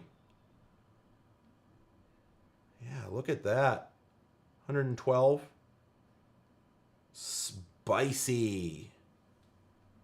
We are getting some reflection due to the glossiness of it, but yeah. Thermals. I'd better take a picture of that now that I think about it. Let me put this stupid laptop down. Can't I? There we go.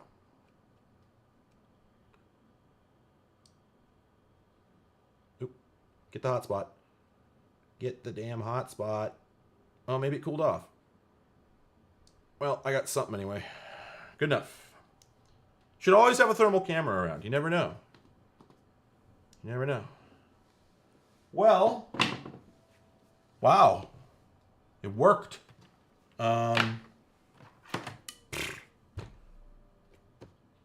Maybe I should bundle this up and sell it on the Electronic Bay. Put my name on it.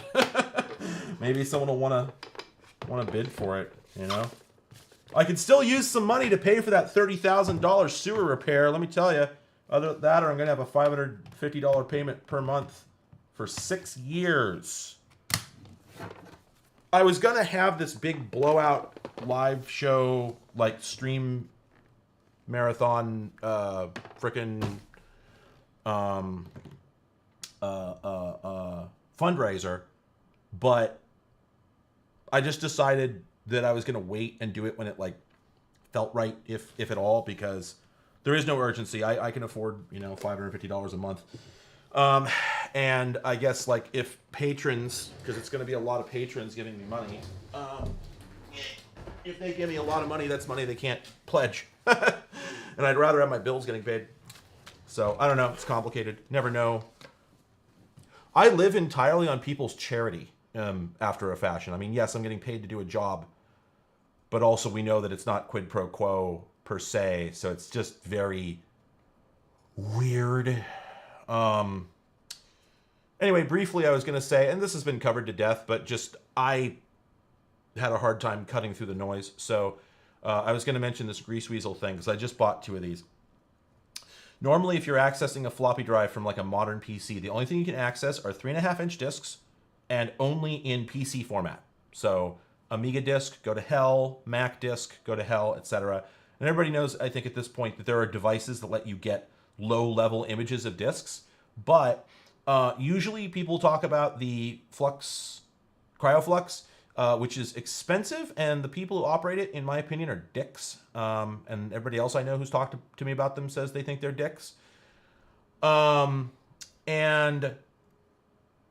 then I had heard about the grease weasel, and I knew it could be used for like I knew it could be used for like Apple discs, but I wasn't sure everything could do it. Well, I looked into it. It could do just about everything, and more importantly, it'll do 5 1/4-inch discs and 8-inch discs, which you cannot read on a PC any other way, and it can be tough to read them in a machine where you have an easy way to bridge them over to well, you can put them like a Pentium 3 or Pentium 4. What am I saying? But it's just a pain in the ass. I just want to plug a 5 1/4-inch disc into my PC, rip the discs directly on there, no matter what format they're in, and then get them archived. I don't want to have to like spin up an old PC, leave it running for hours, dealing with its foibles, and then get it moved over to my normal PC. So I found out that with the Grease Weasel, you can read 5 1/4 and 8-inch discs. It is fiddly. It is fiddly. I don't know everything about it, but like the commands for controlling it are not obvious, and the documentation is very thin. I tried Googling the shit out of what I was trying to do, and nobody had any advice. Like, it was just... It's not like some other things where you look it up and there's just somebody else who already did what you're trying to do. I was trying to rip a Atari 800 disc.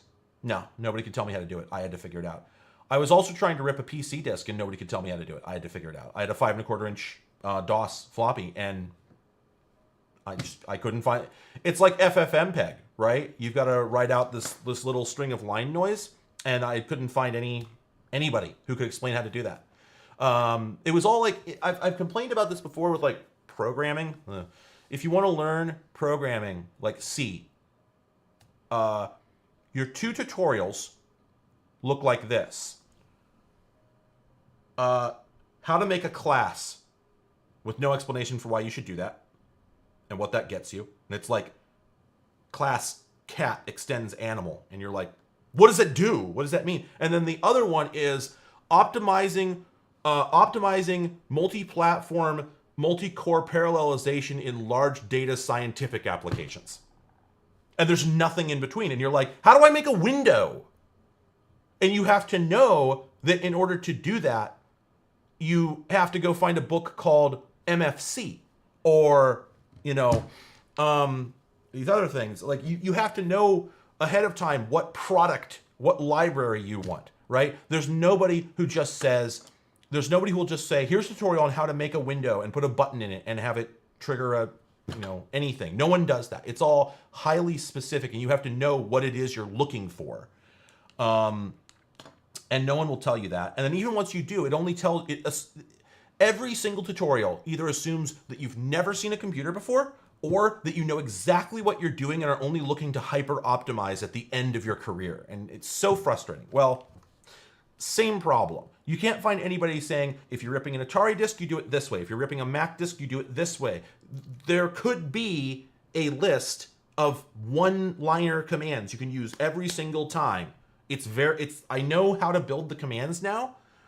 The problem is that the disc itself can't tell you. If it's like a 5 1/4-inch disc, it's not self-clocking. It doesn't have any information on there that the device can use to recover what type of disc it is. So you have to tell it that it's a 40-track disc, which of course means that you have to tell it to read tracks 0 to 39. And you have to tell it to double step, because you have to know that you're on a high-density floppy drive, which you probably are. And you have to know that you need to use both heads if that's appropriate. There's also problems with reading double-sided discs. What was it? I can't even remember. The point is, there absolutely could be a cheat sheet right on the GitHub for this thing that's just 80 different commands that tell you exactly what you need to do. And it's always going to be the same on every machine. If it's an Atari 400 disk, you're going to use this command no matter what. It's always going to be the same because the format was defined in the goddamn 70s. Steve, I have no idea, I'm afraid. I don't know if it'll do 2.88. I would need a drive to do that. I don't even have an ED drive. I have disks, but no drive. So I don't think there's any coercivity issues. I think they all use, like, there are differences in media, but I think that a normal, like, high density drive will read them all. It's just the GitHub page could just list off all these things, but it looks like the author like started a stub for that page 6 years ago and then just has been busy with other stuff. And again, not mad. Look what we got. You know, I have used this to rip 5.25-inch discs and then load them into an emulator on my Windows 10 PC. Okay? That's good enough. I'm not going to look that gift horse in the mouth. There's no other way to do that. And here's the bigger thing. The CryoFlux is like 150 euros. 35 bucks from Canada. So I bought 2 of these, one for the office, one for home. And they just plug into any normal drive. So despite the weirdness with trying to know, with figuring out how to use it, which I totally understand, I am really glad I bought one. It's super cool. And it just worked. I was amazed. Like, it uses a generic serial driver. So you just plug it in and it works on everything. It's just like an FTDI style thing. So you just plug it in and you run a program. It's one exe. Done. So anyway, how'd they make the PC? Oh my God. There we go. I probably kept showing it to you over there. It's over here. There it is. That's the device. Here. Bonk. This is not one of my more technically proficient streams. That's the Grease Weasel V4. Very simple. Anyway, so as I said, the Mac it's still going. Technically, if I do my normal like 3-hour stream, it will finish. We've got enough time.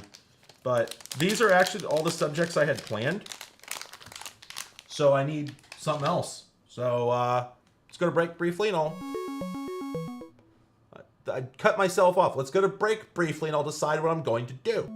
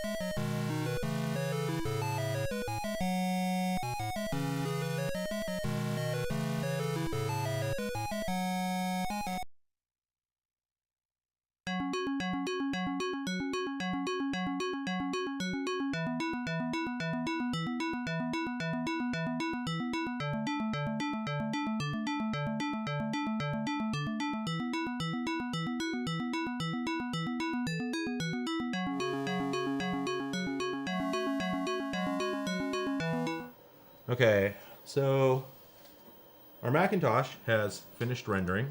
So let's go ahead and exit that and play My Great Movie. Oh, go to hell. Go to hell again. Okay. Hello, hi. Welcome to My Great Movie, which hopefully will be Yeah. better than 8 or 9 frames per second. Whoa. Yeah, so this machine is not fast enough. Oh, hi.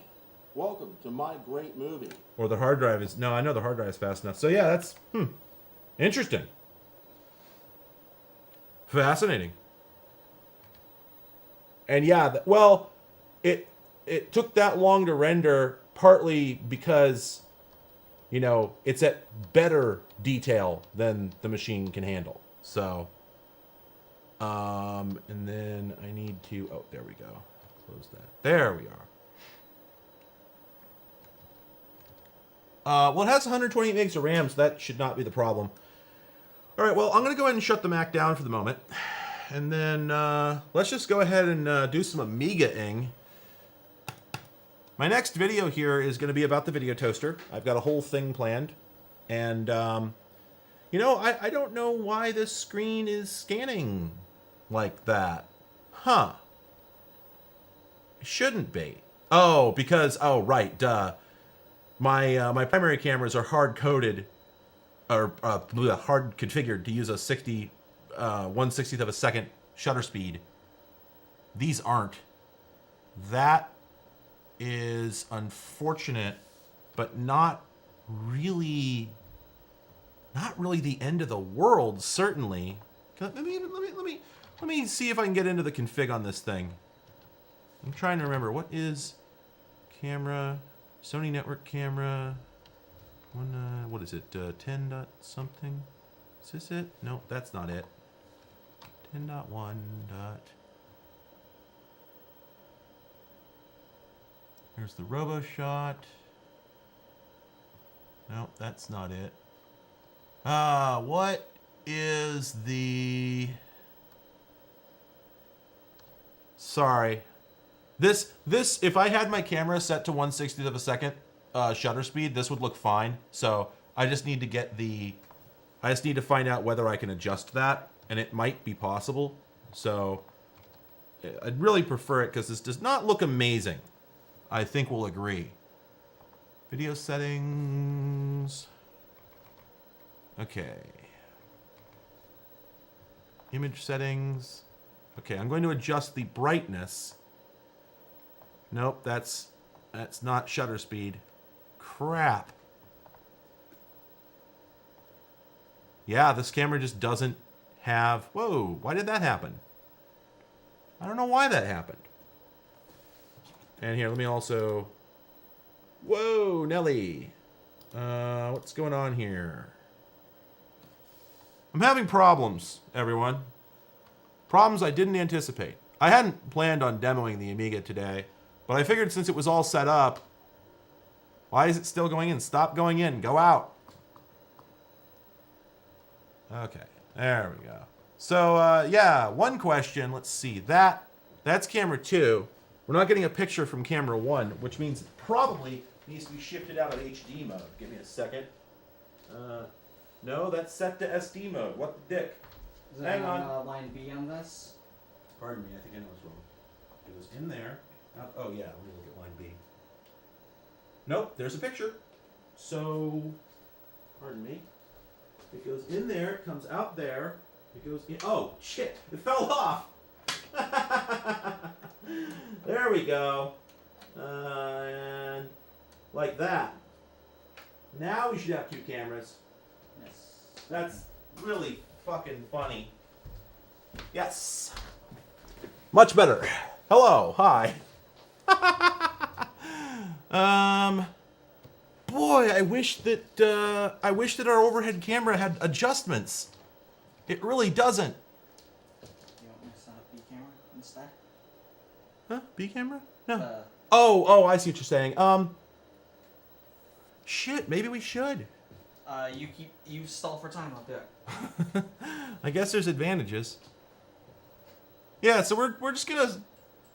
So the Amiga looks jittery, and I'm gonna explain why that is, because it's actually a very important piece of information. Over the last couple weeks, I've learned a tremendous amount about how the video toaster works. And oops, that's too far. Whoa. Sorry, I didn't set any presets. So the Amiga's interface is interlaced. Well, it doesn't have to be. You can run it at 240p, but in practice, nobody does because it's less flickery, but you don't have any screen real estate. You can't do anything. So instead, in practice, everybody ran their Amigas at interlaced, or they used a thing called a flicker fixer, which was a scan doubler that let them convert the interlace to progressive or special hardware to output a progressive signal. And anyway, what are you looking for? Where's the Power supply's right here. There might be an HDMI cable in there too. So if you took an Amiga out of the box and set it up, it would not be wiggling like this. But if you were using it for anything serious, you would be staring at this all day long. However, what you're actually seeing here is an artifact because I plugged in camera 1, and camera 1 is the Genlock source. When I plugged it in and the Amiga suddenly got Genlocked to the signal, it got the line order wrong. So this is actually it displaying the even and odd lines in the wrong order. So you're seeing the odd lines where the even ones should be and vice versa, so it looks worse than normal. If we hit take, it suddenly gets a lot better. Now, it is actually flickering like a motherfucker. It looks terrible on the real screen, but not nearly as bad as it did. So I'm gonna switch cameras here in a moment to one that can actually see what the hell's going on, and you'll be able to get a better notion of what I'm talking about.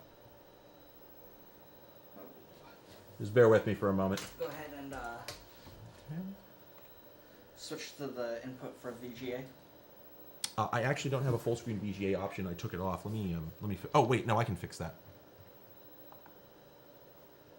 Let me just turn off the aspector. There we go. All right. Oh, that looks so much better. And then let's just let's switch lenses. Switch lenses. It's right there behind you. This is what it looks like to have someone switch your lens, if you've ever wondered. All right, here, you put that one away. It's called a live production because you're doing the production when you're live. All right, see if you can get that focus dialed in. That looks really good. Yeah, I see the red now. Perfect. Perfect. Delightful. Delightful. And then, can you adjust our aperture down a couple of clicks? God, that picture looks so good. Remember the rolly. There you go. Other way. Oh, too far. Go back up just a little bit. There. Let's call that good. All right. Terrific. Oh. Oh, you getting camera audio too? Sorry, I'll fix that. Camera audio. It was coming from that, but I fixed it. All right, there you go. There you go. Oh, yeah, sorry. The camera overlay's on, and I'm not going to fix that. Oh. No card, no card, no drive. Well, that's how I roll. Anyway. Yeah, this is the overlay from the Blackmagic Pocket Cinema 6K. Nice camera. I like it. Anyway, so what I wanted to show you, I've been learning all this stuff about how the video toaster works. And so here's what we have going on here. So where's my hand? There's my hand. There's a wow, there we go. There's an Amiga down there, and it's got this card in it. And into the card, I'm plugging this camera up here and then another camera over there. And you're seeing on the screen here, bus 1 is connected to the program output. Bus 2 is going to the preview. Oh, the focus assist is still on. In fact, yeah, then just do HDMI clean feed. Here, go to monitor. Done. There. There. That should be better. Sorry about the focus assist. Someday I'll show you this Amiga. Anyway, so yeah, we've got camera 1, camera 2, just like that. Gosh, why is the color again? the color on output 1? Well, it's hard to tell on the stream, but if we look, if we put the same signal on both of these, there we go. It's pretty different between the two. Do I have my chroma cranked on one of them? Oh, I do. Why is that? And, oh, the phase was off. That was the issue. There we go. That's looking better. Anyway, okay, so here's what people get excited about with the video toaster. It does this, right? This is the magic. And wow. You know what? I'm going to have to make some adjustments to my script because there's a few things going on here. Give me a moment. I didn't notice this when I did the Huh. Okay, so those are all fixed. Pardon me for a moment. That blanks the screen though, right? It does. Okay, so I'm gonna have to rethink some of my theories about how this works. So basically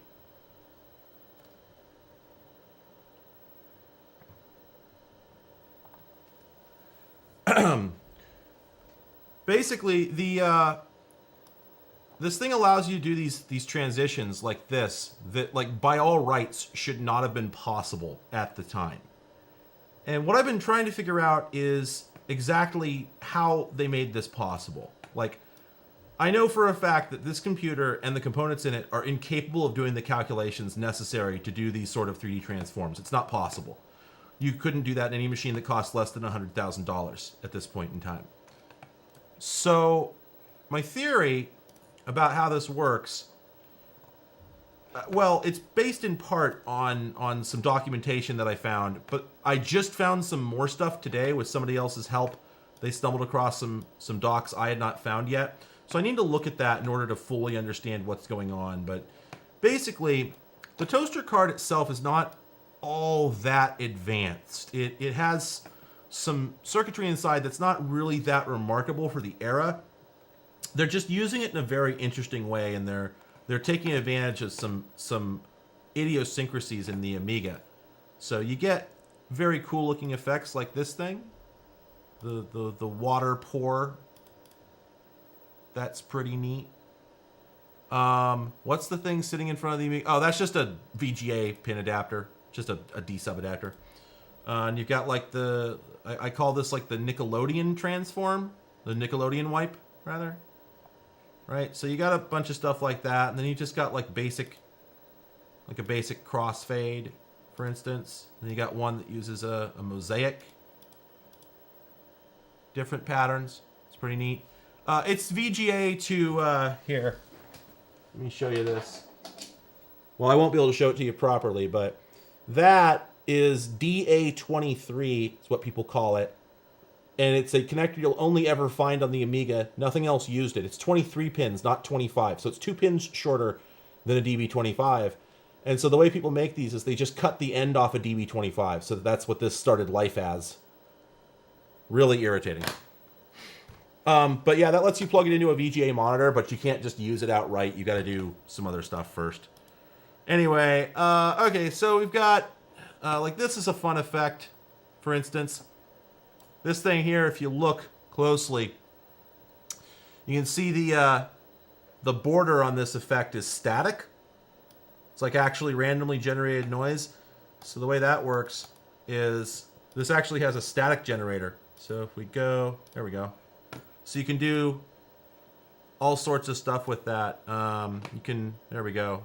I use that as the effect source. We can have, this was a thing people made fun of on Usenet, the falling sheep animation. Like, yeah, where are you going to use that in your program? Yeah, that one's real handy right there. Why can't I finish this effect? Hello? Hello, computer? Effect? Did I just crash it? What the hell is it doing? There we go. There's my ass. That's the first time I've had that happen. Anyway, so there's the sheep, and then we've got other classic shit like the page peel. Whoops. There we go. Let's do it again. There we go. We got the page peel. That's cool. And then we got like animations like that shit. Other transforms like that shit. What else? There's a whole bunch of stuff. I'm not even playing the Kiki wipes. You can't make me. I'll do it in the finished video. You got your basic, splits like. Got squeezes, right? Yeah, I'm gonna have to add some stuff to my script about this. But you'll notice that for some of these, the Amiga's main screen goes blank when you trigger them, right? So what's that about? It depends on the effect. Like this one, it goes blank. This one, it doesn't. This one, it doesn't. This one, it does. So, no, Pinnacle does not remotely have the same effect. This is one of my favorites. You got the baseball. I think we can change the background color for that. Make that a little more visible. There we go. Got the baseball. We got the basketball. We got the tennis. But my favorite, of course, is the golf swing. I need to use that. I need to use that in videos. I need to get that out of this thing and use that in some videos because that's just absolutely choice. I can't get over it. So, I'm going to be hypothesizing about this in the video, which currently has a script that is up to 28,000 words. So yes, I do participate in NaNoWriMo. Here's what's going on. I'm pretty sure. I found a document from the main guy who designed this thing, who explained some of the internal techniques. I don't know all of them yet, but I did find another technical document that may be able to explain them, which I'm going to read when I get home. Very excited about that. But here is the important thing. The Video Toaster is a card that goes into a special slot in the Amiga called the video slot. And to put it very simply, the video slot is a DVI port or a VGA port. That's it. Like, all it has on it are red, green, blue, and sync lines. And I found out from another online source, I found one of the Dave Haney, I think, one of the primary engineers on the Amiga. I found him talking on Hackaday about how they had added this video slot for no reason. They were just working on it. They thought, we could probably put a slot there that just has the video signals on it. Maybe people would do something with that. So they did. And if they hadn't done this, the toaster wouldn't exist. So, the thing about that, though, the toaster is plugged into the video slot, which has no address lines, no data lines. It's got no way of communicating with the CPU whatsoever. There are some like parallel port data lines on there, which it could use, but I know it doesn't because Tim Jennison said in his document that I read that it doesn't. He says it has no way to communicate with the CPU. The toaster is essentially hanging off a VGA port for all intents and purposes. So the way that it talks to the machine, I'm pretty sure, is through some pixels that are just off screen. And so when I go in and I tell it to take camera 2, there's a pixel you can't see that's changing color. I'm pretty sure that's how it works. I think it's probably in like the retrace. And So there is no data path other than bytes encoded as colors. And because it's all gen locked together, all the pixels always land in the same places. So the toaster knows one thing. It knows where it is in the NTSC sweep. That's it. It knows what row it's on, and it knows roughly where it is and it can, in a row, and it can correspond that to a given pixel coming from the machine. In fact, the machine outputs a clock, right? So every time the machine clocks, the toaster knows exactly which pixel, X and Y, are being output. So it can go, okay, pixel 1, every time I see that come around, I look at it to see what I should be doing. And I don't have a so I don't necessarily have anything I can use with the Amiga output offhand. Wait, let me think. Do I? Hang on a second. Can I do this? I have a VGA adapter.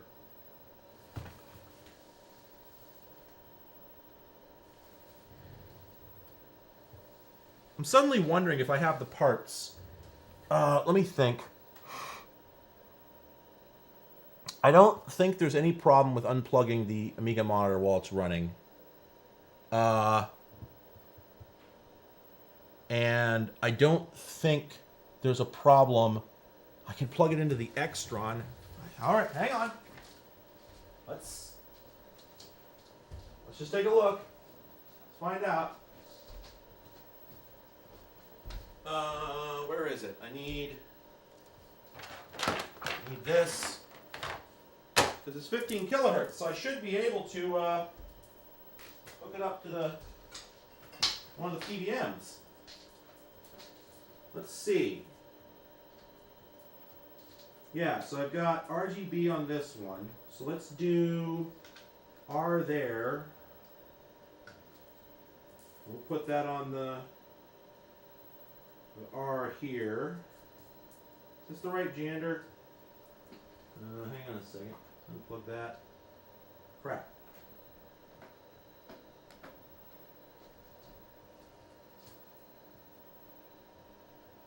Should I not hot plug the video on the Amiga? Is that bad?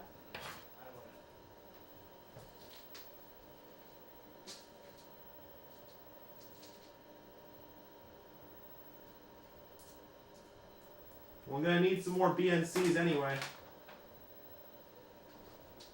So I'll wait a moment for you to answer that question. And fried chips. Okay, well then, Bing.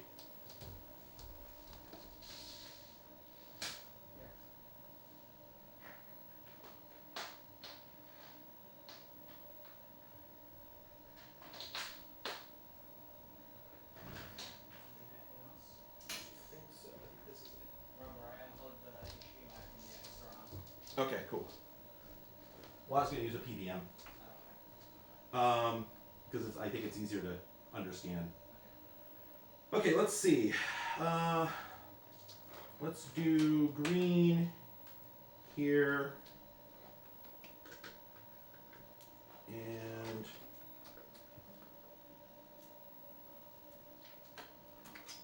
blue. You know, this might not work. Now that I think about it, no. Okay, this isn't going to work outright on the PVM because I don't think it uses composite sync. I think it uses H and V. I'm not sure and I don't want to find out. Instead, I'm just going to run it into the Extron because I think the Extron will handle it just fine. It's also easier. So I'm just going to throw all that on the damn floor. And just plug this in normally and we'll just see what happens.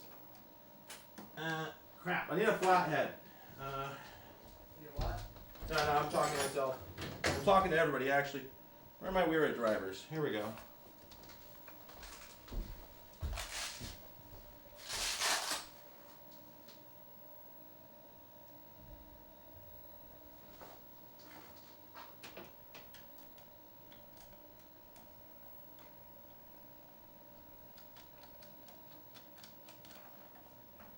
I have no idea if we're going to get anything out of this.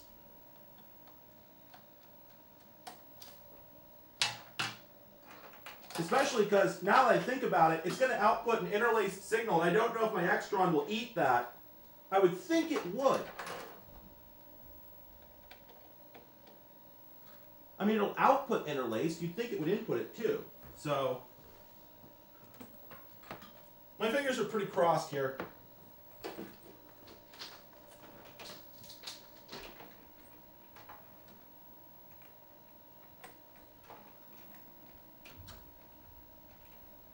Okay, all right.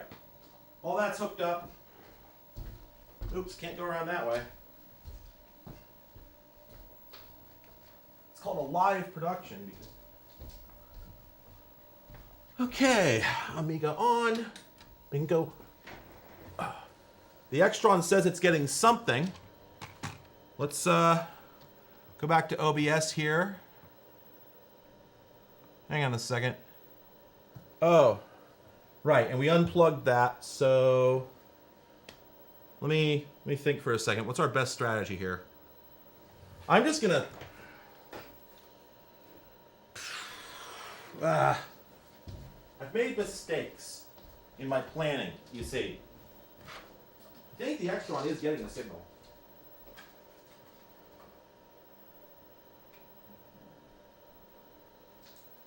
Alright, well I'm just gonna take the camera feed for a moment. And we'll see what, if anything, we're getting.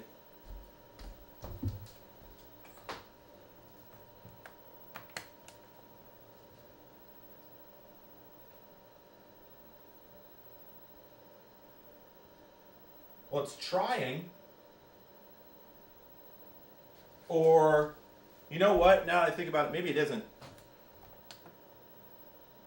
Yeah, because this just outputs like a generic black screen when it's not getting anything.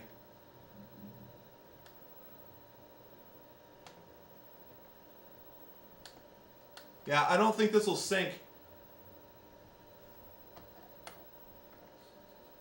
For all sorts of possible reasons.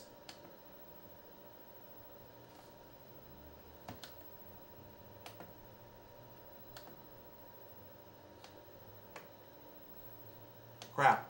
Okay, I'm going to put this back the way it was. And I'll just continue with my explanation because really, I think I already know what's going on. Pardon me.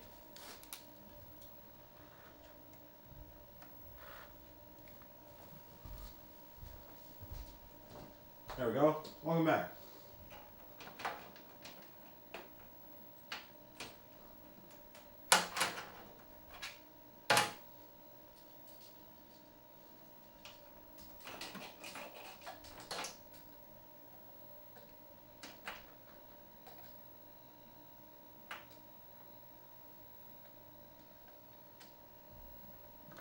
There we go. Okay.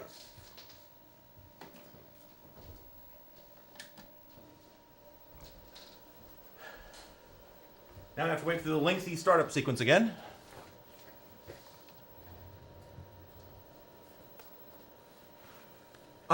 Well, it's the combination of 15 kilohertz, RGB, who knows where the sync signals are? Is it H and V? I don't know. I don't know. I would have thought it would work, but it didn't.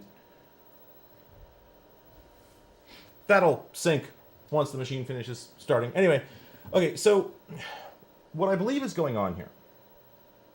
The video slot on the Amiga outputs the same thing that the monitor is getting most of the time. That, like, there's one source of video in an Amiga. That's the ECS or the AGA or the OCS video chip.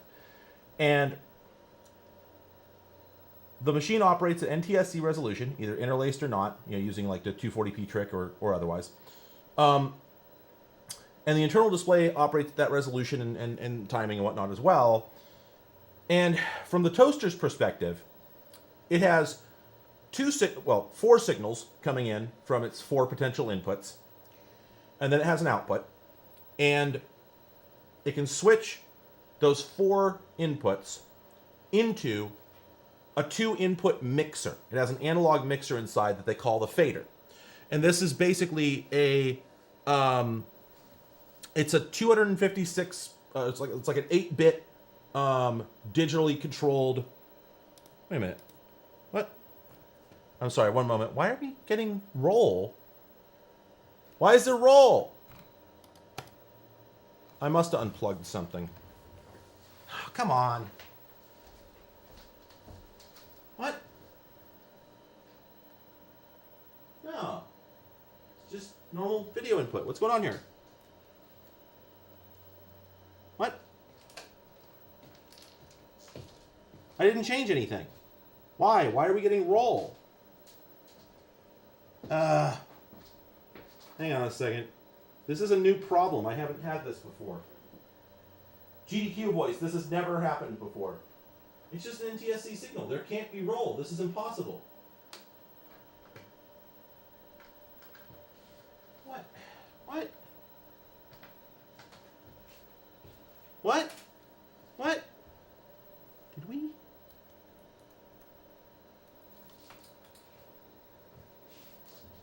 No, there can't be roll. There just can't be. It has no other sync signal. External sync is not on. Maybe the TV is just getting. Did this TV just die? Sure, die. It's not out of the question. Power cycle? Did. Let's switch. No.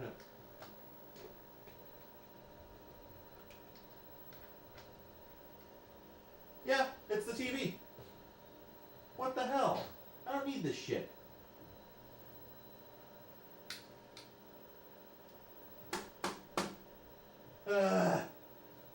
Really? Pull the power. Let's just let it cool off for a couple of minutes. Well, at least we discovered it now, not during the big shoot. Well, yeah, during boot before, that was normal. There's no V-hold adjustment on this one, unless you get inside it. So, at least you don't see a V-hold on the back there anywhere, right? I do actually. Oh, you do? Oh. Yeah, let me plug it in. There's a flathead screwdriver on top. It's manually adjustable. Really? Yeah. There's a Norb? Okay. Oh, there it is. I must have bumped it. There's a V-hold knob back there? Yeah, I just discovered it. Holy crap. Huh. Okay. All right, anyway. Thanks, team. Go team. So, yeah, returning to what we were talking about. Yeah, so... Yeah, you know about things being on the blockchain, but this time we're on the sphere. We're on the orb. So, the question I had is, how does the toaster do effects like this with the processing power and technology of 1990? Especially given that, according to all the information I can find, the origins of the toaster actually go back to about 87. At which point, this was just out of the question. This is too much processing to do back then. It was just, no, absolutely not. You could do it with, $100,000 of custom silicon. Sure. You could do it in the 70s. But you couldn't do it with like a CPU in 1990. No CPU could do this. And the toaster card was like $1,500, $2,000, somewhere in there. No, absolutely not. It's out of the question. It didn't happen.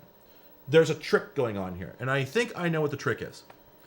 So, the reason the toaster screen goes blank is because if we could see what's going on, what's coming out of the video port, it would look like just this acid trip hell nightmare of like rainbow pixels. Because I found some information in the technical docs for the toaster Screamer, actually, which never came out, which says that the toaster, the original toaster, treats the Amiga's display as address data. So I think that tells the whole story right there. if I put this here, then what's going on is that on the Amiga screen, you know, the pixel at position 50 by 30 is some random color that is actually a packed pair of bytes that correspond to a pixel, a coordinate inside the frame buffer. And all the other pixels on the screen are also pointers to different coordinates in the frame buffer. So as the Amiga plays this animation that's just this wild nightmare hellscape of rainbow colors flying around the screen, that's a lookup table that's being decoded by the toaster into coordinate pairs. That's telling it that if you take, you know, when it hits pixel 40 by 30, at the exact moment that it hits that, the Amiga is outputting its corresponding color. And if the video toaster decodes that, it tells it the location of a pixel that's over here and up here. And if you convolve those, if you drag the pixel from here and put it over here, and the same for this pixel and this pixel and this pixel and this pixel in this pre-baked lookup table, you get what looks like a 3D transform without having to do any of the math. That's what I believe is going on. So there's no polygons here. There's no... Oh, there's the key wipe. Well, there it is. It's all pre-computed on a much more powerful computer, or at least spending a lot of time on it. So likewise, if we look at, for instance, well, okay, yes, so the key wipes, right? Sorry. So if we look at this one here, what's actually coming out of the video port right now is basically, if the Amiga is playing an animation, and the animation contains 3 colors. One represents camera A, one's camera B, and one is static background color. And as the signal is swept, again, at any given pixel, if the toaster arrives at the pixel in the middle of the top line, then at the moment that it gets there, it will be receiving a corresponding pixel from the Amiga. If it's white, then it does camera A. If it's blue, it does camera B. If it's green, it does fill color. And it's analog. That's the thing. I will answer that question, Gawaki, in a moment. This is analog. The toaster is not digitizing anything right now. You are not looking at a digital picture. You are looking at 2 analog signals coming from cameras A and B that are passing through an analog mixer, a potentiometer, a digitally controlled potentiometer that is simply switching from one to the other. No digital effects. And likewise, if we finish this, and then we go to this effect, this is doing the same thing, except that it's a grayscale, right? So you can see that there's like a bit of an alpha blend going on in the fringes there. Same deal. There's a grayscale animation playing out on the Amiga's monitor right now that we can't see. If we could intercept the signals coming off of the video slot, we would be able to see that it's simply a grayscale image. And the same goes for this one, right? You can see exactly how that would happen. And the same goes for this one. You can see it would just be an animation, right? And the Amiga monitor has to go blank every time so that you don't see the freak out that's going on in the frame buffer. Now I ask you, is there any other way they could have done it? Answer no. It's just out of the question. There was no other technological solution. This is the only way it could work. So despite the fact that I'm pretty sure that I have decoded this correctly from what I found in the technical guides, I'm also certain that if you sat down and tried to figure out every other possible way it could be done, you'd come up with nothing. This is it. This has to be it. Nothing else would work. Now, I think the way they blank the monitor, I have to assume the Amiga has an instruction you can call that turns off the analog output, right? It's got to be it. I don't know. I would have to read the Amiga technical guide, but I'm sure there's a bit you can insert that turns off the normal DAC, so that just your... Because if you think about it, what's the point of putting in something that works with the video signal unless you want it to do something funky with the video signal that could potentially result in it rendering very strangely on the built-in monitor? So there's good reasons that you'd want to turn off the built-in monitor. Now, what gets interesting about this is what then is happening here. The Amiga monitor is, we can see it still. Nothing doing. And what about this? The Amiga monitor's on. So there's something more to it. Now, like this one, you actually get to see. This one actually plays the image it's using. I don't know why a few of them do it. See? That's the actual video footage, and it's being integrated by the mixer on the fly. But then, like, this one doesn't.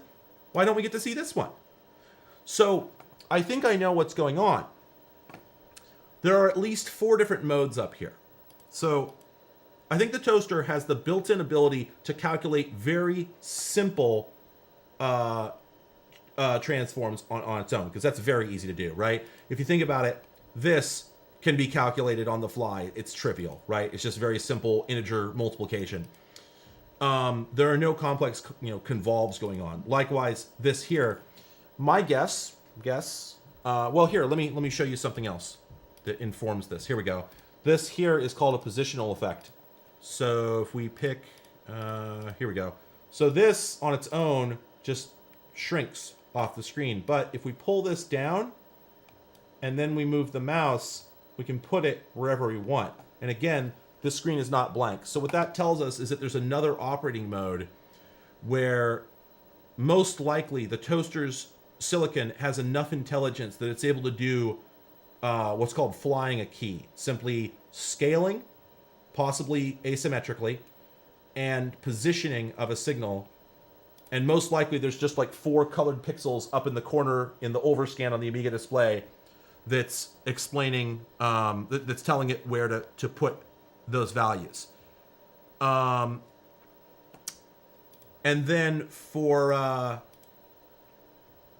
these ones, the other important thing is, if you notice, the edges don't bend, right? There's no perspective on this, which is funny because it's kind of false advertising. The icon here shows curved or angled edges as if it's going to present like a perspective accurate transform, but it actually isn't. If you look, all this is doing, so it unshrinks uniformly from the center, more or less uniformly, and then at this point it begins to squish vertically while spreading out horizontally. This is very easy to do in hardwired silicon. It's just mapping the pixels from here to there. No big deal. Likewise, this one here, this is just a positioning effect. All this is doing is telling it to offset the RAM DAC lookup addresses. That's all. In fact, no, that's analog.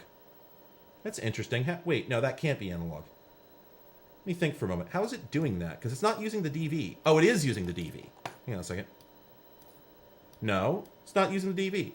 Yes, it is using the DV. Oh, sorry. Let me explain myself. Right now, we're looking at analog signals. The 2 pictures on the screen are going straight through the toaster and coming right back out. Now we're looking at a digital signal on camera 1. It's hard to tell. Wow, that is really subtle. Hang on a second.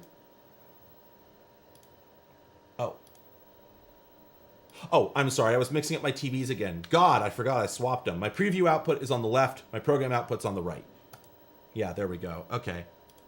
Okay, you can barely see it. Pay close attention to the right side, the right camera. And when I click this button, watch closely. Just got a little bit brighter. Okay, now let's look at the other TV, the one on the left. I'm going to click this button. Oh, it's hard to see, but it just gets a little bit brighter. The reason is, this is an analog picture, this is a digital picture. You're now looking at a camera image that has gone through the analog digital converter and is then being output again to the digital to analog converter, and the conversion isn't 100% accurate. There's a thing called auto hue you can run that's supposed to tune this, but my toaster is old and tired, and I don't think it quite works all the way.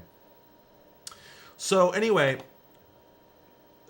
if we perform a mix with this effect here, okay, there's no digitizing going on because the image doesn't move. Camera 1 and camera 2 are overlaid like this and pixel 1 stays in pixel position 1. It doesn't move anywhere, okay?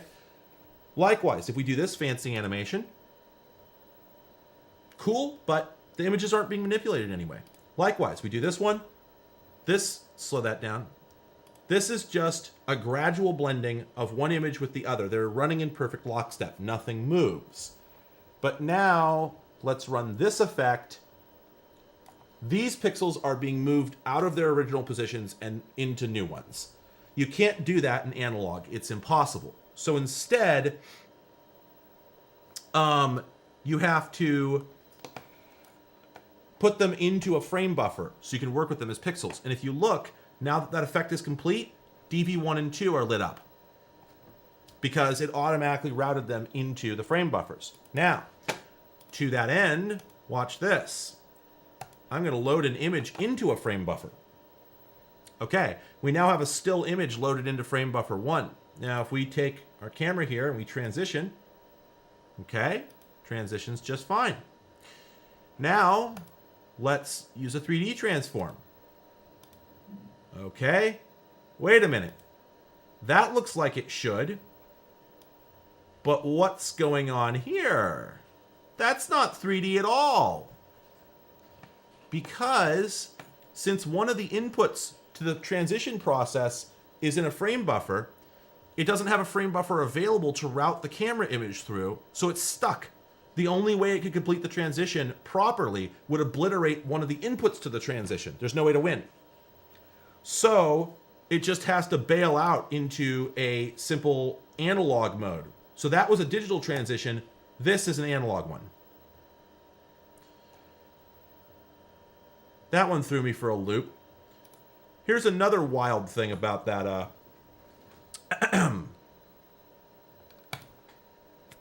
So, hi.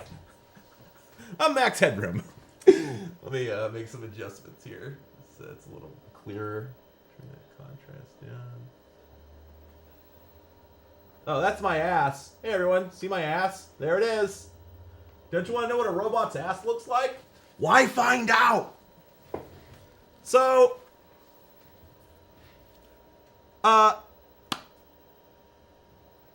Stark, good point. Fields. Except, I want to point something out.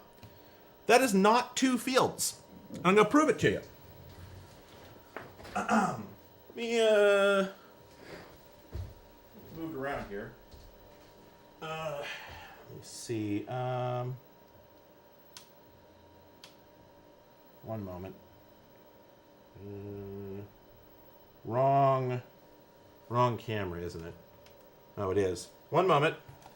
One moment, please. Okay, there we go. Okay, there's our camera input. All right. Okay. That is what two fields looks like. That's a single interlaced NTSC frame.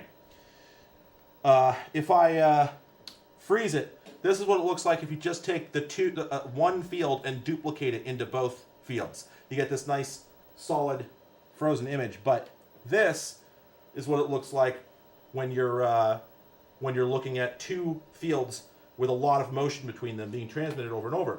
Well, but now, where is my mouse? Uh-oh. Oh, there it is. Now, let's go back here to, there we go. Oh, there it is. Okay, so if we look at, there we go. Look at this picture versus that one. Those are completely different frame rates.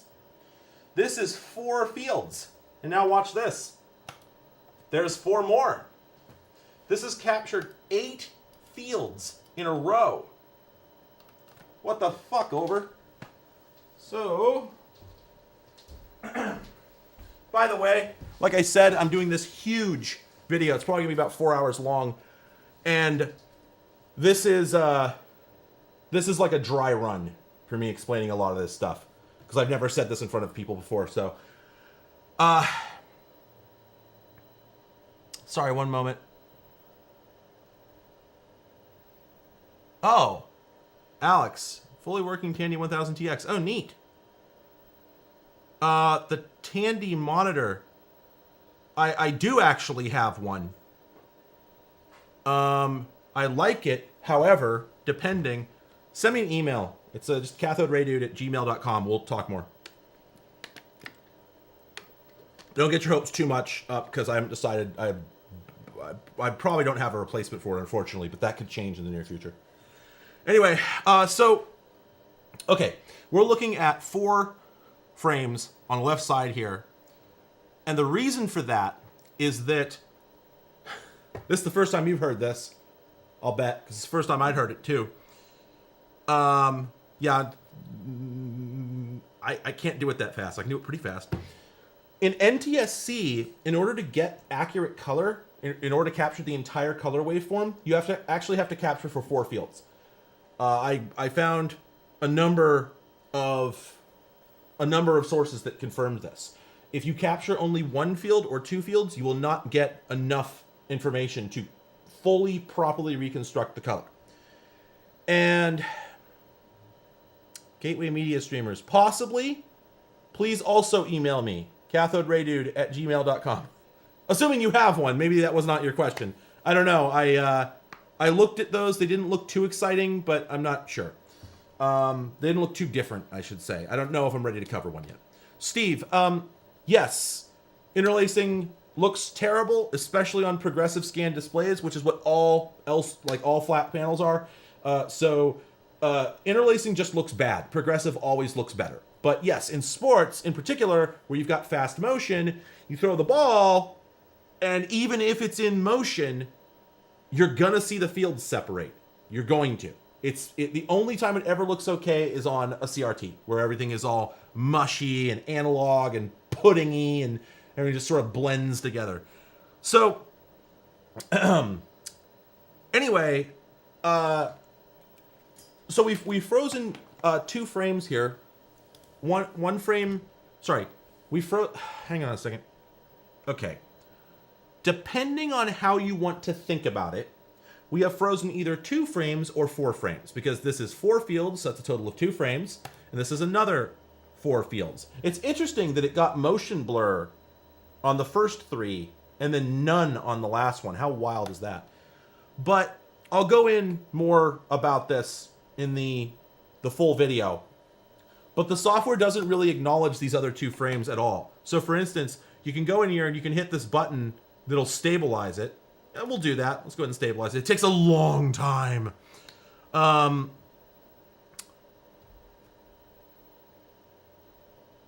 on, bud. It takes a really, really long time. Because what it's doing is it's shuttling the data to the Amiga CPU and back somehow, and I don't know how. Or maybe it's doing, I don't know, maybe it's doing, wait, why didn't it stabilize? Huh? Oh, there we go. It stabilized DV2.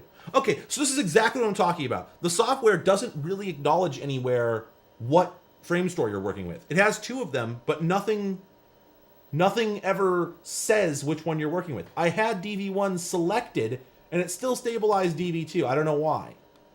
And, there's also... Wait a minute. Where's my right camera feed coming from right now? Am I...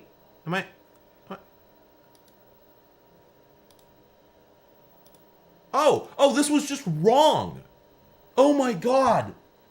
This interface said I had DV2 selected on the program bus, and it was wrong. It was lying. Only Amiga makes it possible. Holy shit. Yeah, so there's a disclaimer at the beginning of my 4-hour-long video toaster video, which is at this point up to 28,000 words, which says that this is not going to be a 40-minute puff piece, because I don't consider it my job to promote the Amiga and everything associated with it, so I am not going to just sit here and gush about how the video toaster was amazing and so far ahead of its time. It wasn't. And it has problems. It has glitches, it has defects, it has bugs that they've never fixed, it has horrible limitations, and I'll give you an example. Suppose that we want to save all 4 frames, okay? Suppose that I had both buffers filled, and I wanted to save those to disk. There is a way to do this. You can save, I think if I hit low, oh actually no, this is not a still image I captured. Oh yeah, it is. There we go. There I am. So we can save and load an image, but notice again that this is only 4 fields. I'm still here. This only populated DV2. This is television, baby. Yes, Steve, you're absolutely right. This thing is a pile of hacks on hacks. It is absurd. So I saved this 3 days ago, but my other 4 fields are gone. Okay, here's how you solve this. I'm about to go show you one of the coolest fucking effects in this whole thing. Okay, let me try and set this up.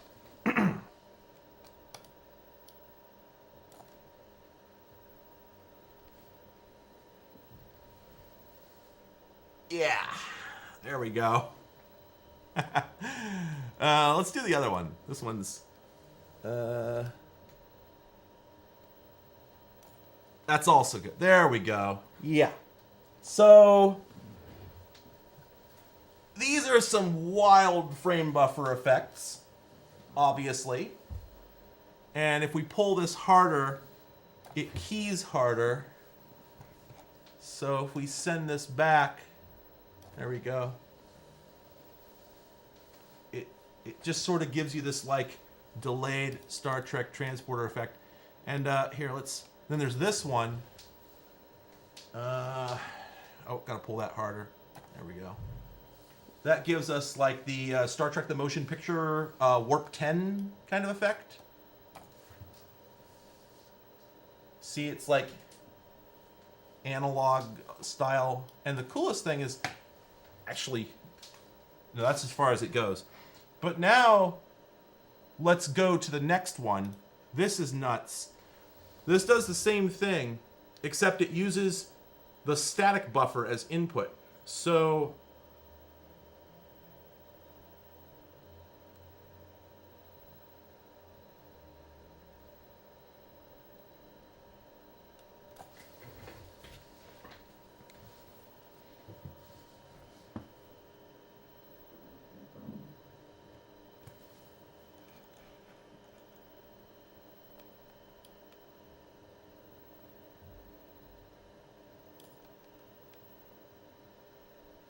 you can do this shit.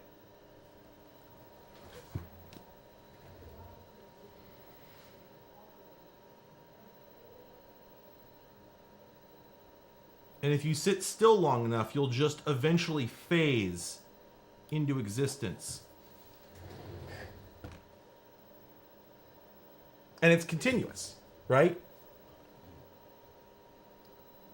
But there's definitely some good shit you can do, right? So, the end result is that these are utterly useless except for showing off the video toaster at trade shows. But they do at least do that. So,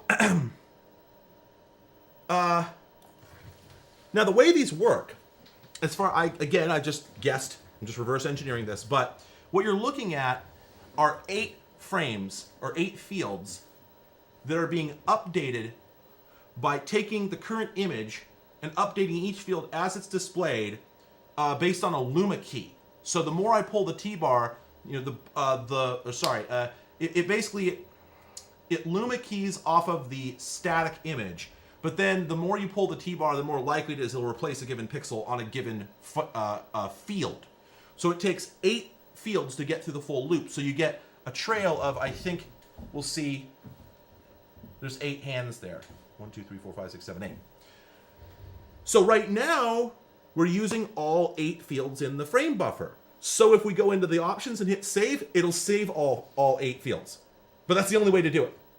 Literally, the instructions in the manual say that if you want to save everything that's in your frame store, you have to load one of these 4 effects, then go into the setup menu and hit save, and it will automatically overwrite the next frame in the frame store with the second set of fields. It's just, come the fuck on. What? That's not professional. This is absurd. Oh, that's cool. I never thought about switching camera inputs while I have the... Oh, that's sick. Look at that. That is cool as hell. Anyway. Oh, and you can't get out of this mode, by the way, without selecting another effect. Now we're out of it. Okay. Oh, it's cool as shit.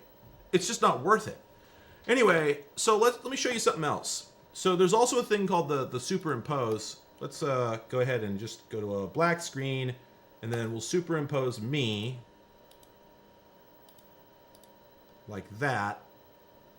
Right? So this is your Luma keyer, okay? So if we go into our setup here and we make this cyan or yellow or purple, right? You can see exactly what's going on here. Now, it's not the opposite of chroma key. It's just that it's based on the Luma instead of the chroma information. So it's a lot less accurate. As you can see, this is obviously a problem. This doesn't work very well. And of course, we can put whatever we want on the backdrop. So we can go in and load. Here, let's load the toaster logo. There. Hey, there I am. I'm back there. There we go. So now I'm here over the toaster logo. And we can swap that, obviously. We can put that there and put me there. And then invert it. There we go. Hi, I'm trapped. I'm trapped behind the toaster logo.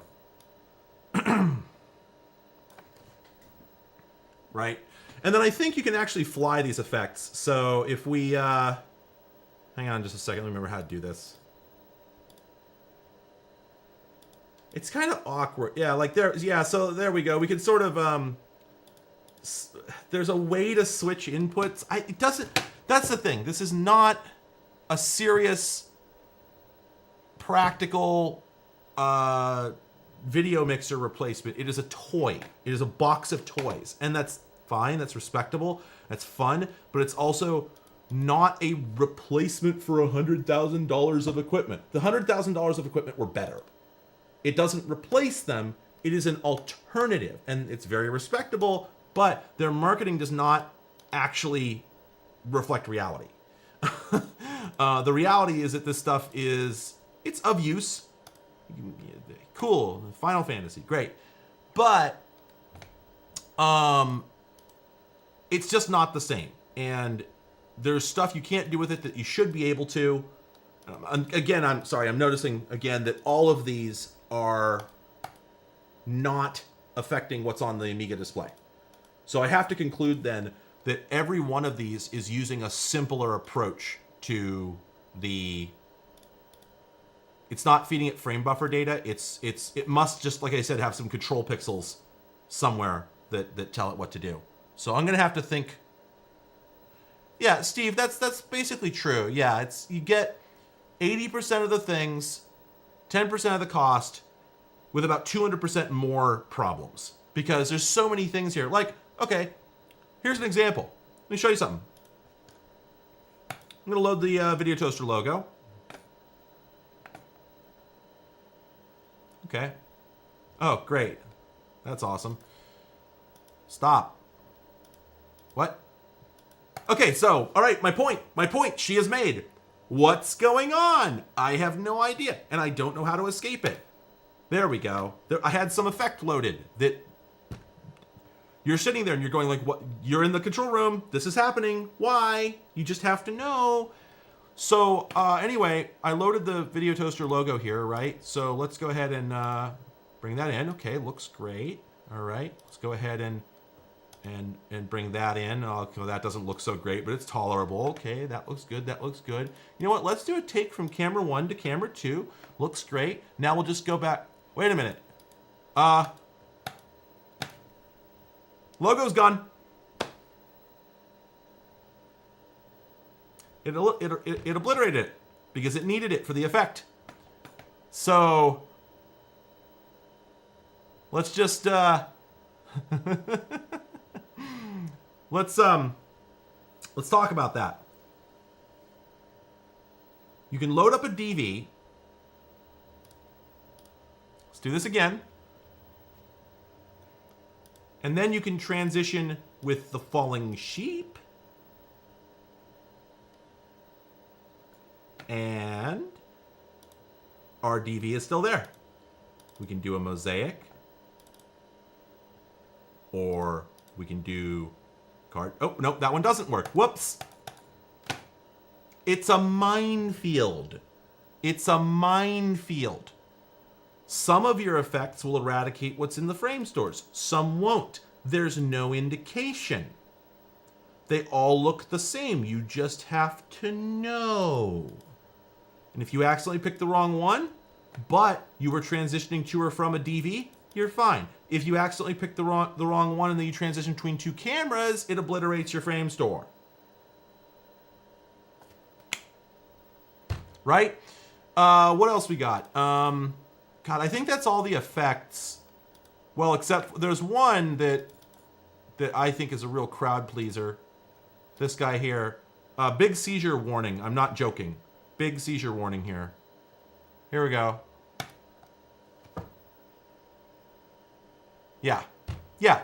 So, you know, all fun stuff. These are different. Paint, CG, and 3D are different programs that integrate with this. God, I'm trying to think what even else there is to, you know. There's so much in here. Star wipe and you could easily miss the stuff that's really impressive. And I feel like this is what people do. You can miss the stuff that's really impressive looking at the stuff that's just funny.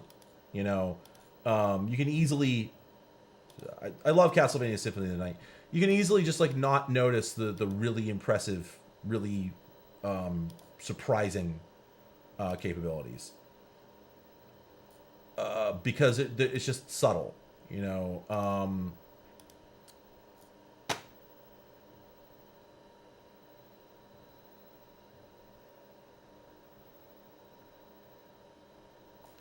Sorry, I'm just so exhausted. I have a nice script for the real video, but I'm just kind of... Oh, hey, you know what? Ooh, this makes my point for me. Shit, I gotta revisit this in the script. Check it out. So I said earlier, if we look at this effect, this is a page flip, and it does not blank the screen on the Amiga, but it also does not have angled edges, because it's just a simple transform. So the toaster card is being told just to do the transform, right? But if we pick this one, which does have angled edges. Look at that. Look at that. Angled edges. This one requires a lookup table to be performed. This is an Amiga 4000. So that really reinforces the thing I'm saying. I also don't know how the alpha blending is done. That's, yeah. I'm not sure how they, yeah, I don't know. Oh, another one of my favorite effects that would actually, like, hold up, that wouldn't be too out of place, I think, is, oh, shit. Here it is. This is one of my faves.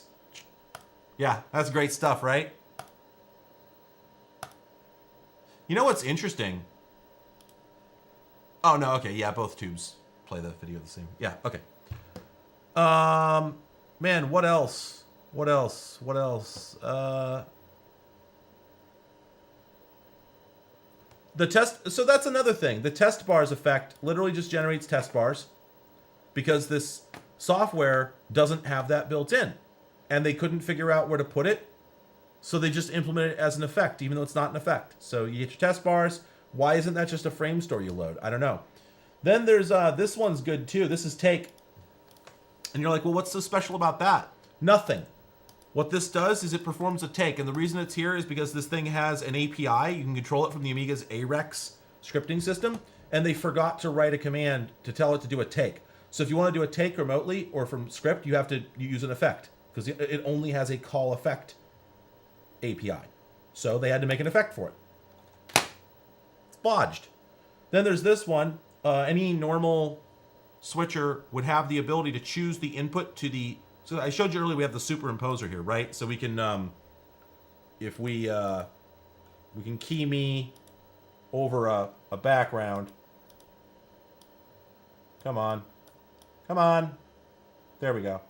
So yeah, we can do this, right? But this is self-keying, right? So it's cutting me out depending on the darkness or brightness of me. right? Well, what if we wanted to key with another input? Well, this can do that by applying...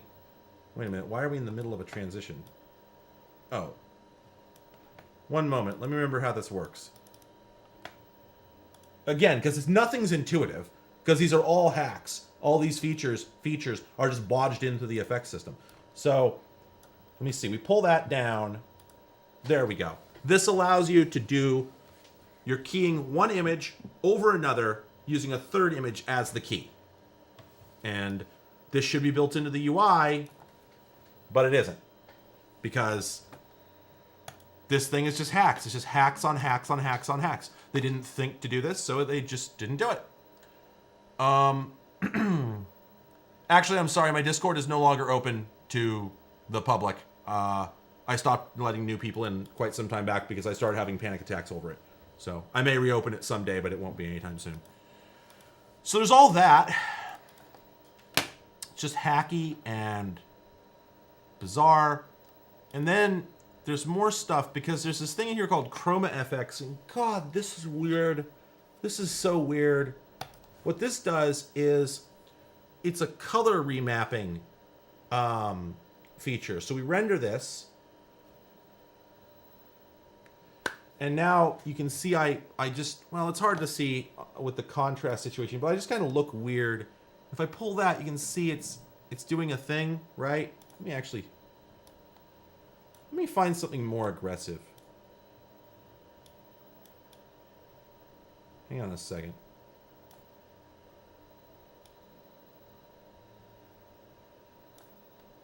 Yeah, here we go. Let me render that one. So... So this like renders into a frame buffer somewhere. Okay, there we go. So yeah, right, like this sort of thing. And so you can have it just circulate forever. Because it's pre-calculating a lookup table again. Now, if we turn that off, this is where it really gets funky because now if I grab this, I can manually cut through the thing, right? But like, what is that? Okay, here's what's going on. If you look at the gradient here, this gradient on the little screen here is one end of an interpolation that creates this cube here. So if we set this to linear mode, there we go. This cube here is a series of lookup tables. Let me render this. I'm going to keep saying lookup table.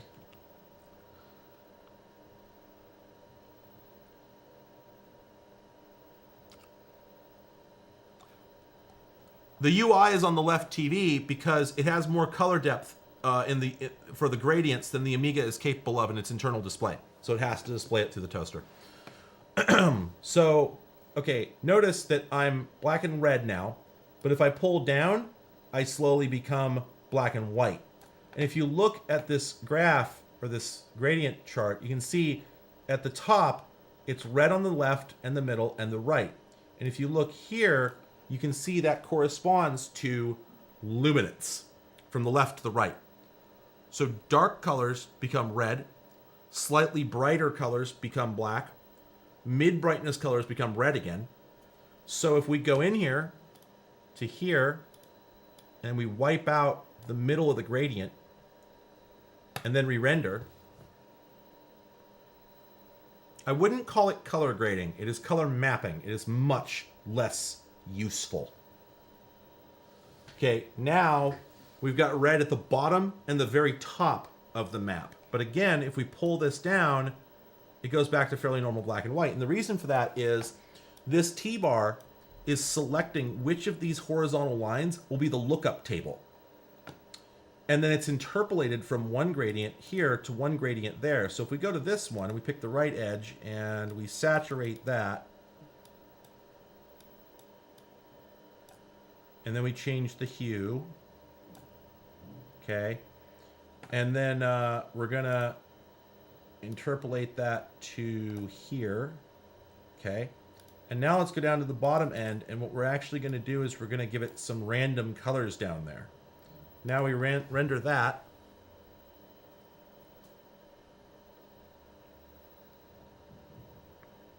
Remember, back in 1991, they would have used this shit on Baywatch. It would have been amazing. Okay, so this doesn't look... This looks normal here, but then as we pull, we start to get crazy shit going on in the dark parts, right? In fact, we can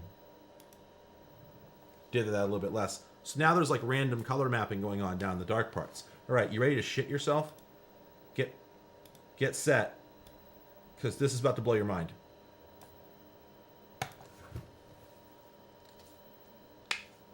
Pardon me for the knuckle cracking. I shouldn't be doing that on camera. Okay. Static. It's now replacing a notch in the Luma map with static, which we can then fade like thus. Okay? So, okay, let's take it from the top. Whoops. Let's get ourselves a normal map at both ends, but at this one, we're going to pick the middle here, and we're going to drag a static band up to there, render that,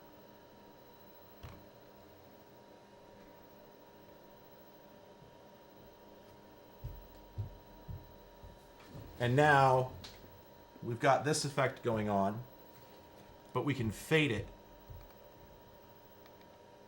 in and out as desired. And then if we make that band smaller, let's actually drag it just from here to here. Render again.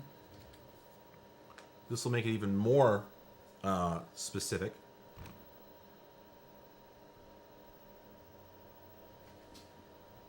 See, now it's just sort of in the middle of things. Okay, now how about this one? Let's go to that guy, render that.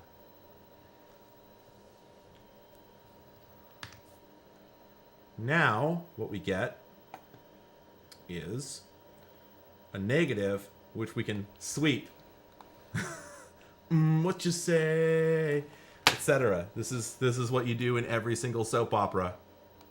Or like maybe an episode of Buffy. Right? Okay, restore original. Now, what else we got? We can... Oh, right. This one's good.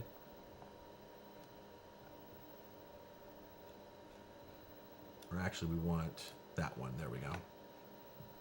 Okay, and we render that. That is the effect on crime TV shows when someone commits a crime.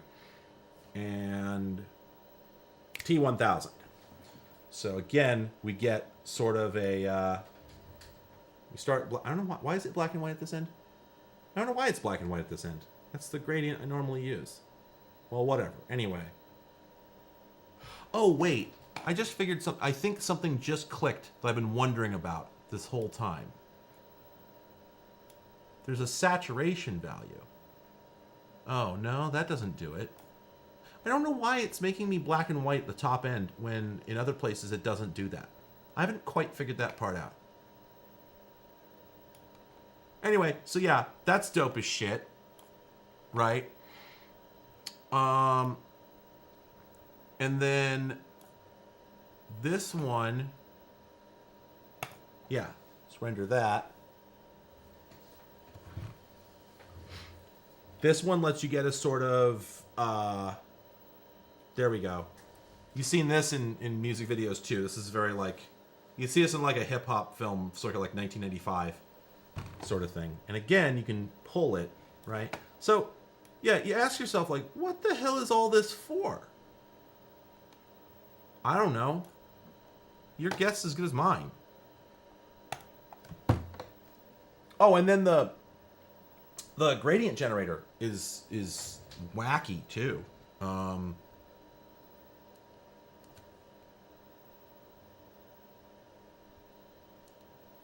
Sorry, one moment.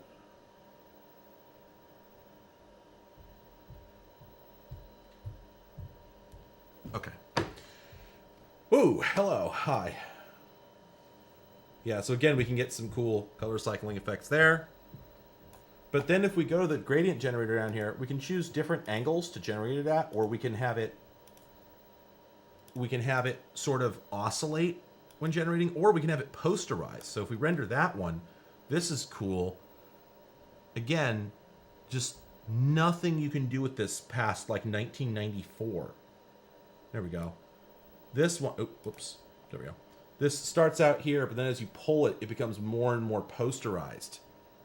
So you get less and less colors. Looks really cool. What do you do with any of it? You okay? Yep. All right. Anyway, so then all you can do with this, you assign these to 4 presets up here, and then you can trigger them as effects. And that's it. And yeah. So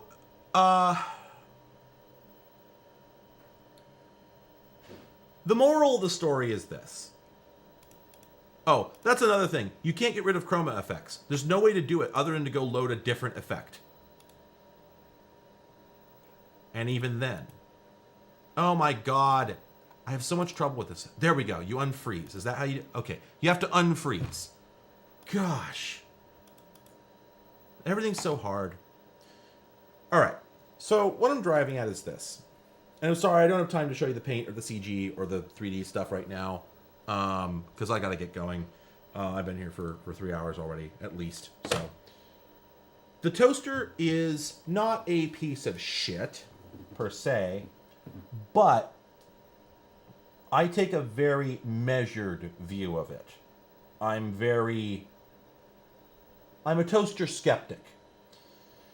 I always suspected that when people talk, oh, the toaster, it's so amazing for its time, and you know, it could do all this stuff, and it made the corporations look dumb, sort of vibe that you get from people. I was always like, that's probably not true, and I'm now convinced no real professional would have been caught dead with this thing in 1991 or 93. By which I mean, the people who had the $100,000 video switchers didn't look at this and go, "Aw, shucks." They went, "Okay, but can it do this? Can it do that? Can it fly a key?" No. It just doesn't have that. It's got a half-ass, backwards-ass bodge. It's impressive that it works. It is not the same as having a serious piece of production gear, and that is a problem. Because when you're working on a live show in particular, a lot of this can be mitigated if you're using it for post-production. If you're using it for video editing, like roll, 3 VCR videotape editing, it's like, okay, you know, that's more understandable. Because you fuck up, oh well, you go back and do it again. The idea of using this in a live broadcast makes my skin crawl. Like my spine is an ice cube thinking about it. Ugh. There are so many foot guns. There's so many rakes to step on.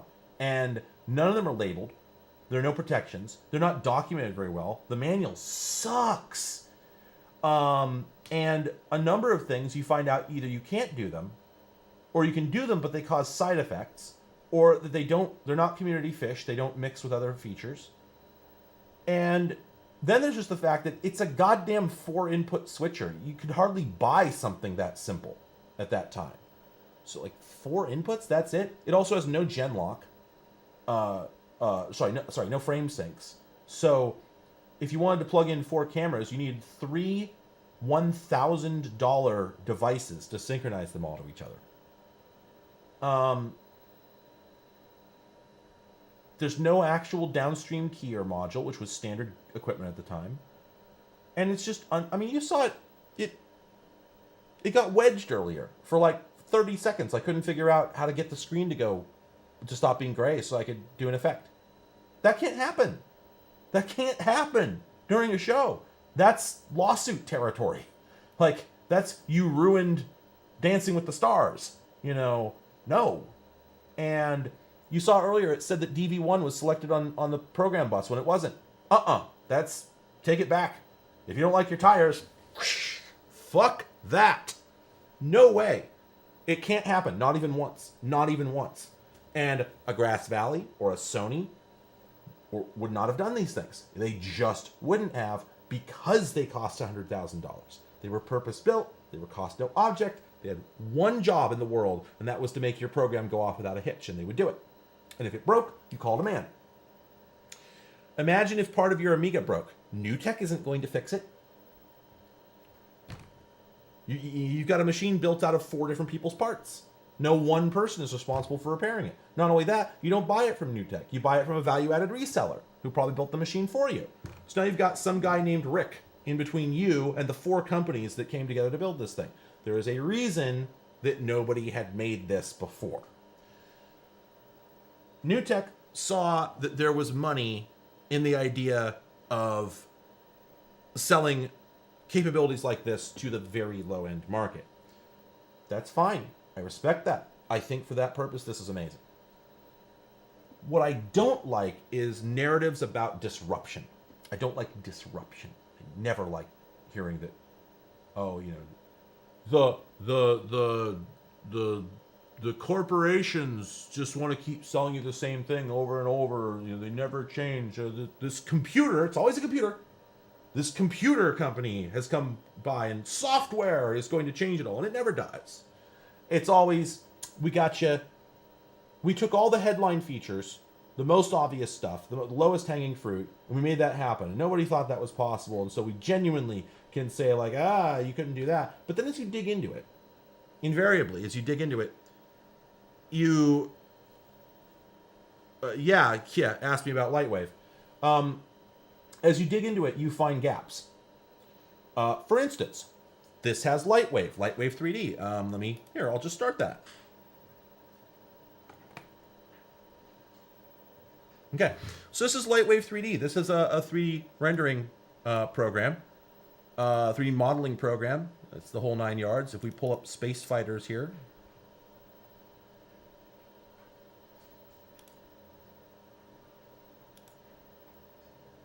we get this neat wireframe. It'll render. There we go. Yeah, so this is like a little space battle.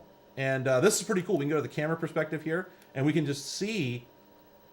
You can make out, even with the bounding boxes, you can see what this looks like. Cool. Right? Let's go back to the switcher.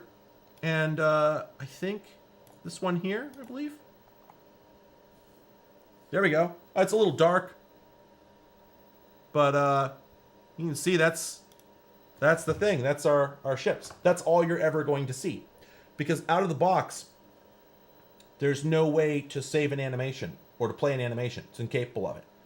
I went through Usenet. I found people going, so I spent $5,000 getting an Amiga and a video toaster and upgrades for it, and I got set with Lightwave and I rendered some stuff. And can anybody tell me how do I play it back? Can't.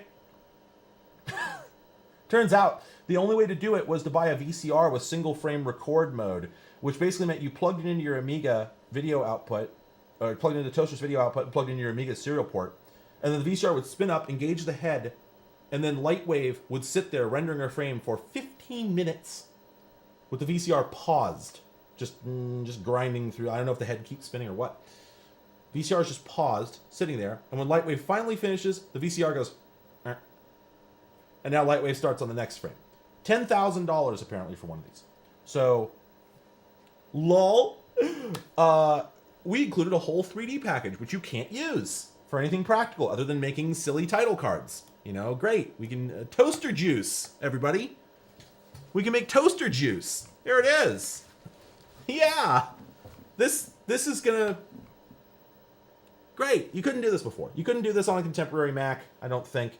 There was no way to get it into the Amiga. There's no way to get it into a TV. Okay, this is cool. Quite limited. The thing that Lightwave was sold on was the idea you could do animations with it. You cannot. You have to buy additional equipment. And when you're all done, you don't have a file. You have an analog tape of it. There's no way to play it back from the Amiga. The Amiga, Lightwave can render a anim file that the Amiga can play back on its screen. You can look at it. The toaster cannot turn it into a TV signal. Why? But even if it did, it would only be a few seconds long. So there were just limits to the capabilities of this stuff. One moment.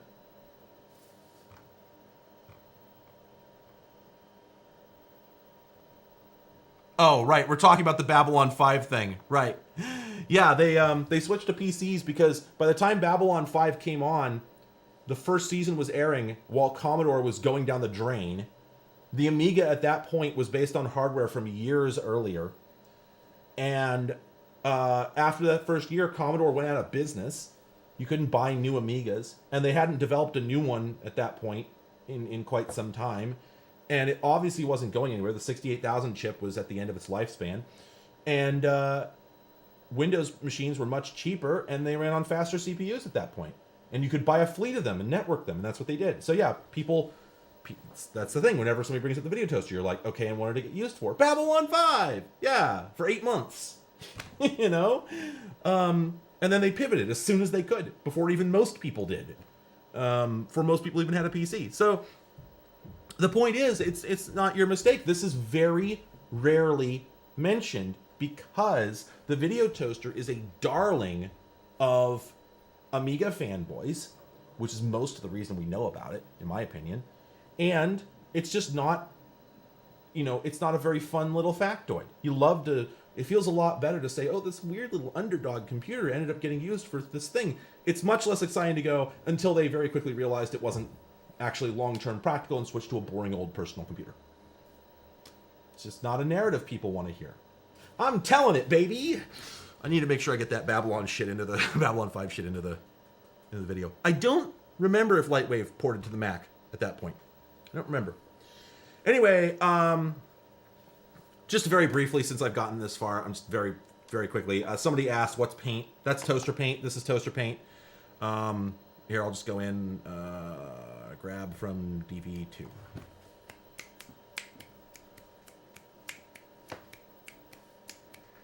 This takes a while. Oh, that's not what I wanted to do.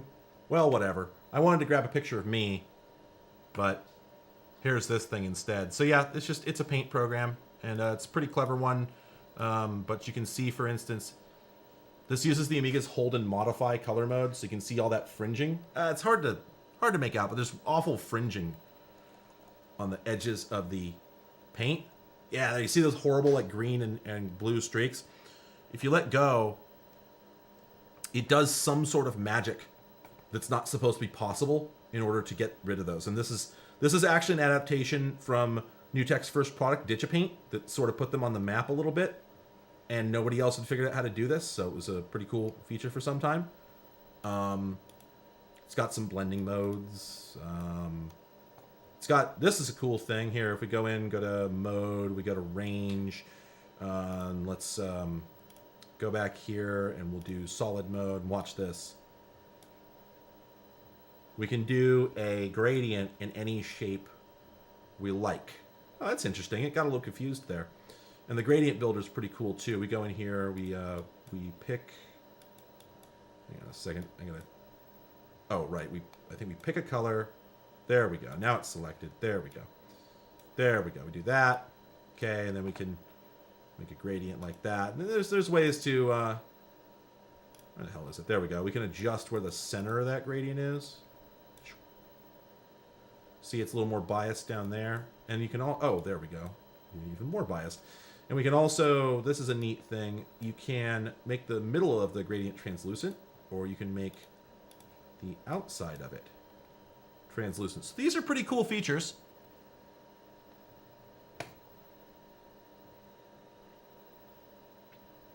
Not a whole lot else going on there. It's just a video, it's just a graphics editing program. And then Toaster CG. I actually went longer than I intended to today, which is kind of a bummer because I'd hoped to do some prep. I'll have to come in tomorrow and do that prep. Toaster CG is a... here. Give me a moment to remember how to do this. Well, not remember. I'm still trying to learn how the hell this works. Sorry. There we go. Font files. Add a font. There we go. Color fonts. Broadway blue. Okay. All right. And then, oh god, the keyboard's over there. Oh no. Oh, there we go. So yeah, we got this big spicy font here, but it's not actually the one I was looking for. Let's try this one. Oh, right. They can't be illustrated here because of the limited color depth. So we hit continue, then we hit F9, I believe. There we go. And of course, once again, we have to render because everything has to be rendered. There it is. That blue swirl doesn't show up so well. Let's, well, we want to key this, F10. There we go. That's what I'm trying to do.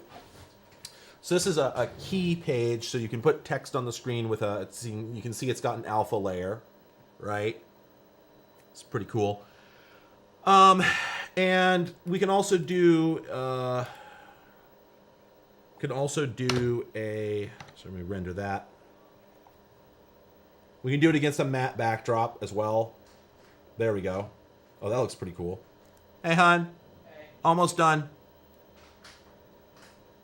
There we go. So we can take that live. There we go. And then finally we can do a scroll, which does not work with custom fonts, unfortunately. In fact, I'm not even sure. One moment, I gotta remember how this works. Daytona. There we go. Okay, so now we can go back and we should be able to, there we go. Okay, and then if we hit F10, what's cool about this is it does it instantaneously, so you can just very quickly put some text on the screen and scroll it. And again, as you can see, this is one of the rare cases where we can actually see with the video that it's using from the Amiga's frame buffer, because it doesn't blank the screen. And it's just mixing that. So that's what that does. There you go. All right. And that's it for now. That's all I got. So the video toaster. Like I said, I'm a real skeptic about things like this. So I've been writing this script with an eye towards trying to talk as much shit as I can. Frankly, I just always feel like if you've got decades and decades of every single person you talk to, whoever talks about this thing saying it's the best thing ever, then you've got to counteract it if you're going to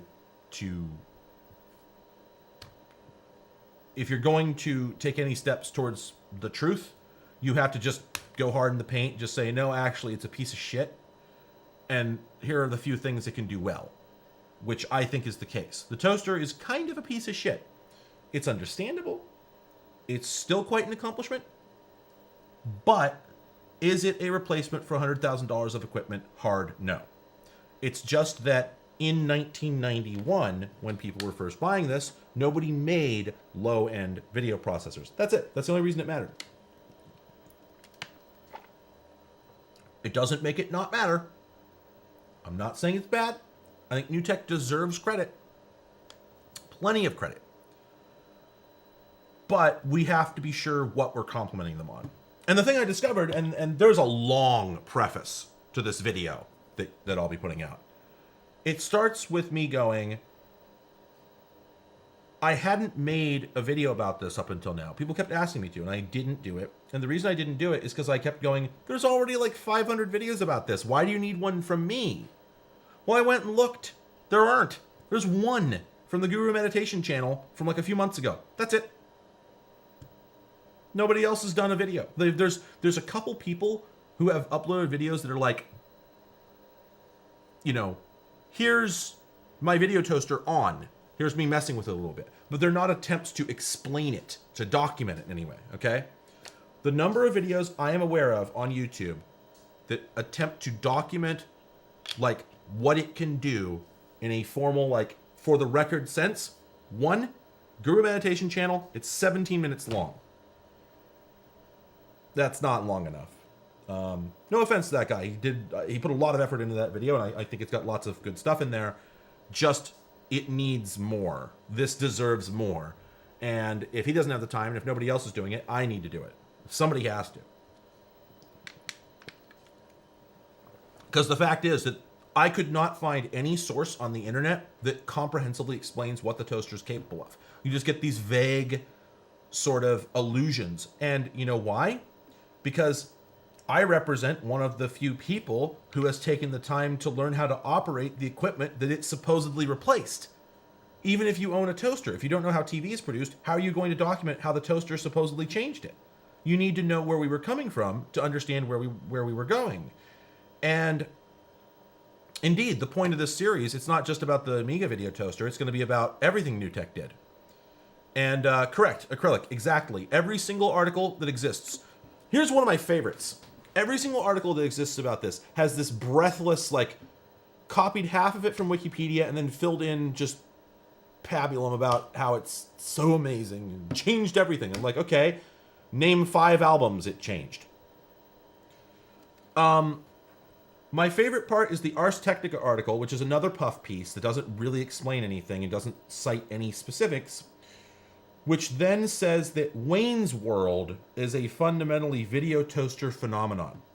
Wayne's World, a series of SNL sketches that started in 1988, 3 years before the video toaster even existed. And if you watch the movie, they're producing their show in their basement with conventional video gear. There's like a Grass Valley switcher and a TV and cameras that are all clearly from the early 80s. You know, like an actual bunch of nerds would have in 1988 if they were doing this. Because there was a low-end video, world at that point. Separating the mythology from the fact is just so hard. Namely because there's no fact. There's just mythology. I have had to do this all myself. I got the manual. I got the device. And I've just been spending hours. My girlfriend misses me. She hasn't seen me in 2 weeks. I've been sitting next to her the whole time. But I've just been somewhere else because I've just been on Usenet. I've been in magazines. I've been doing the hard research myself, and not a single thing I've discovered was written down anywhere. Nobody has covered any of it. I have to do it all from scratch. And it bugs me that people have spent decades. I remember this from when I was 12. Nerds going, oh, the video toaster is so amazing. And not at any point in that whole time has anybody told me anything about what it actually does. So I finally had to do it myself. People need to do better.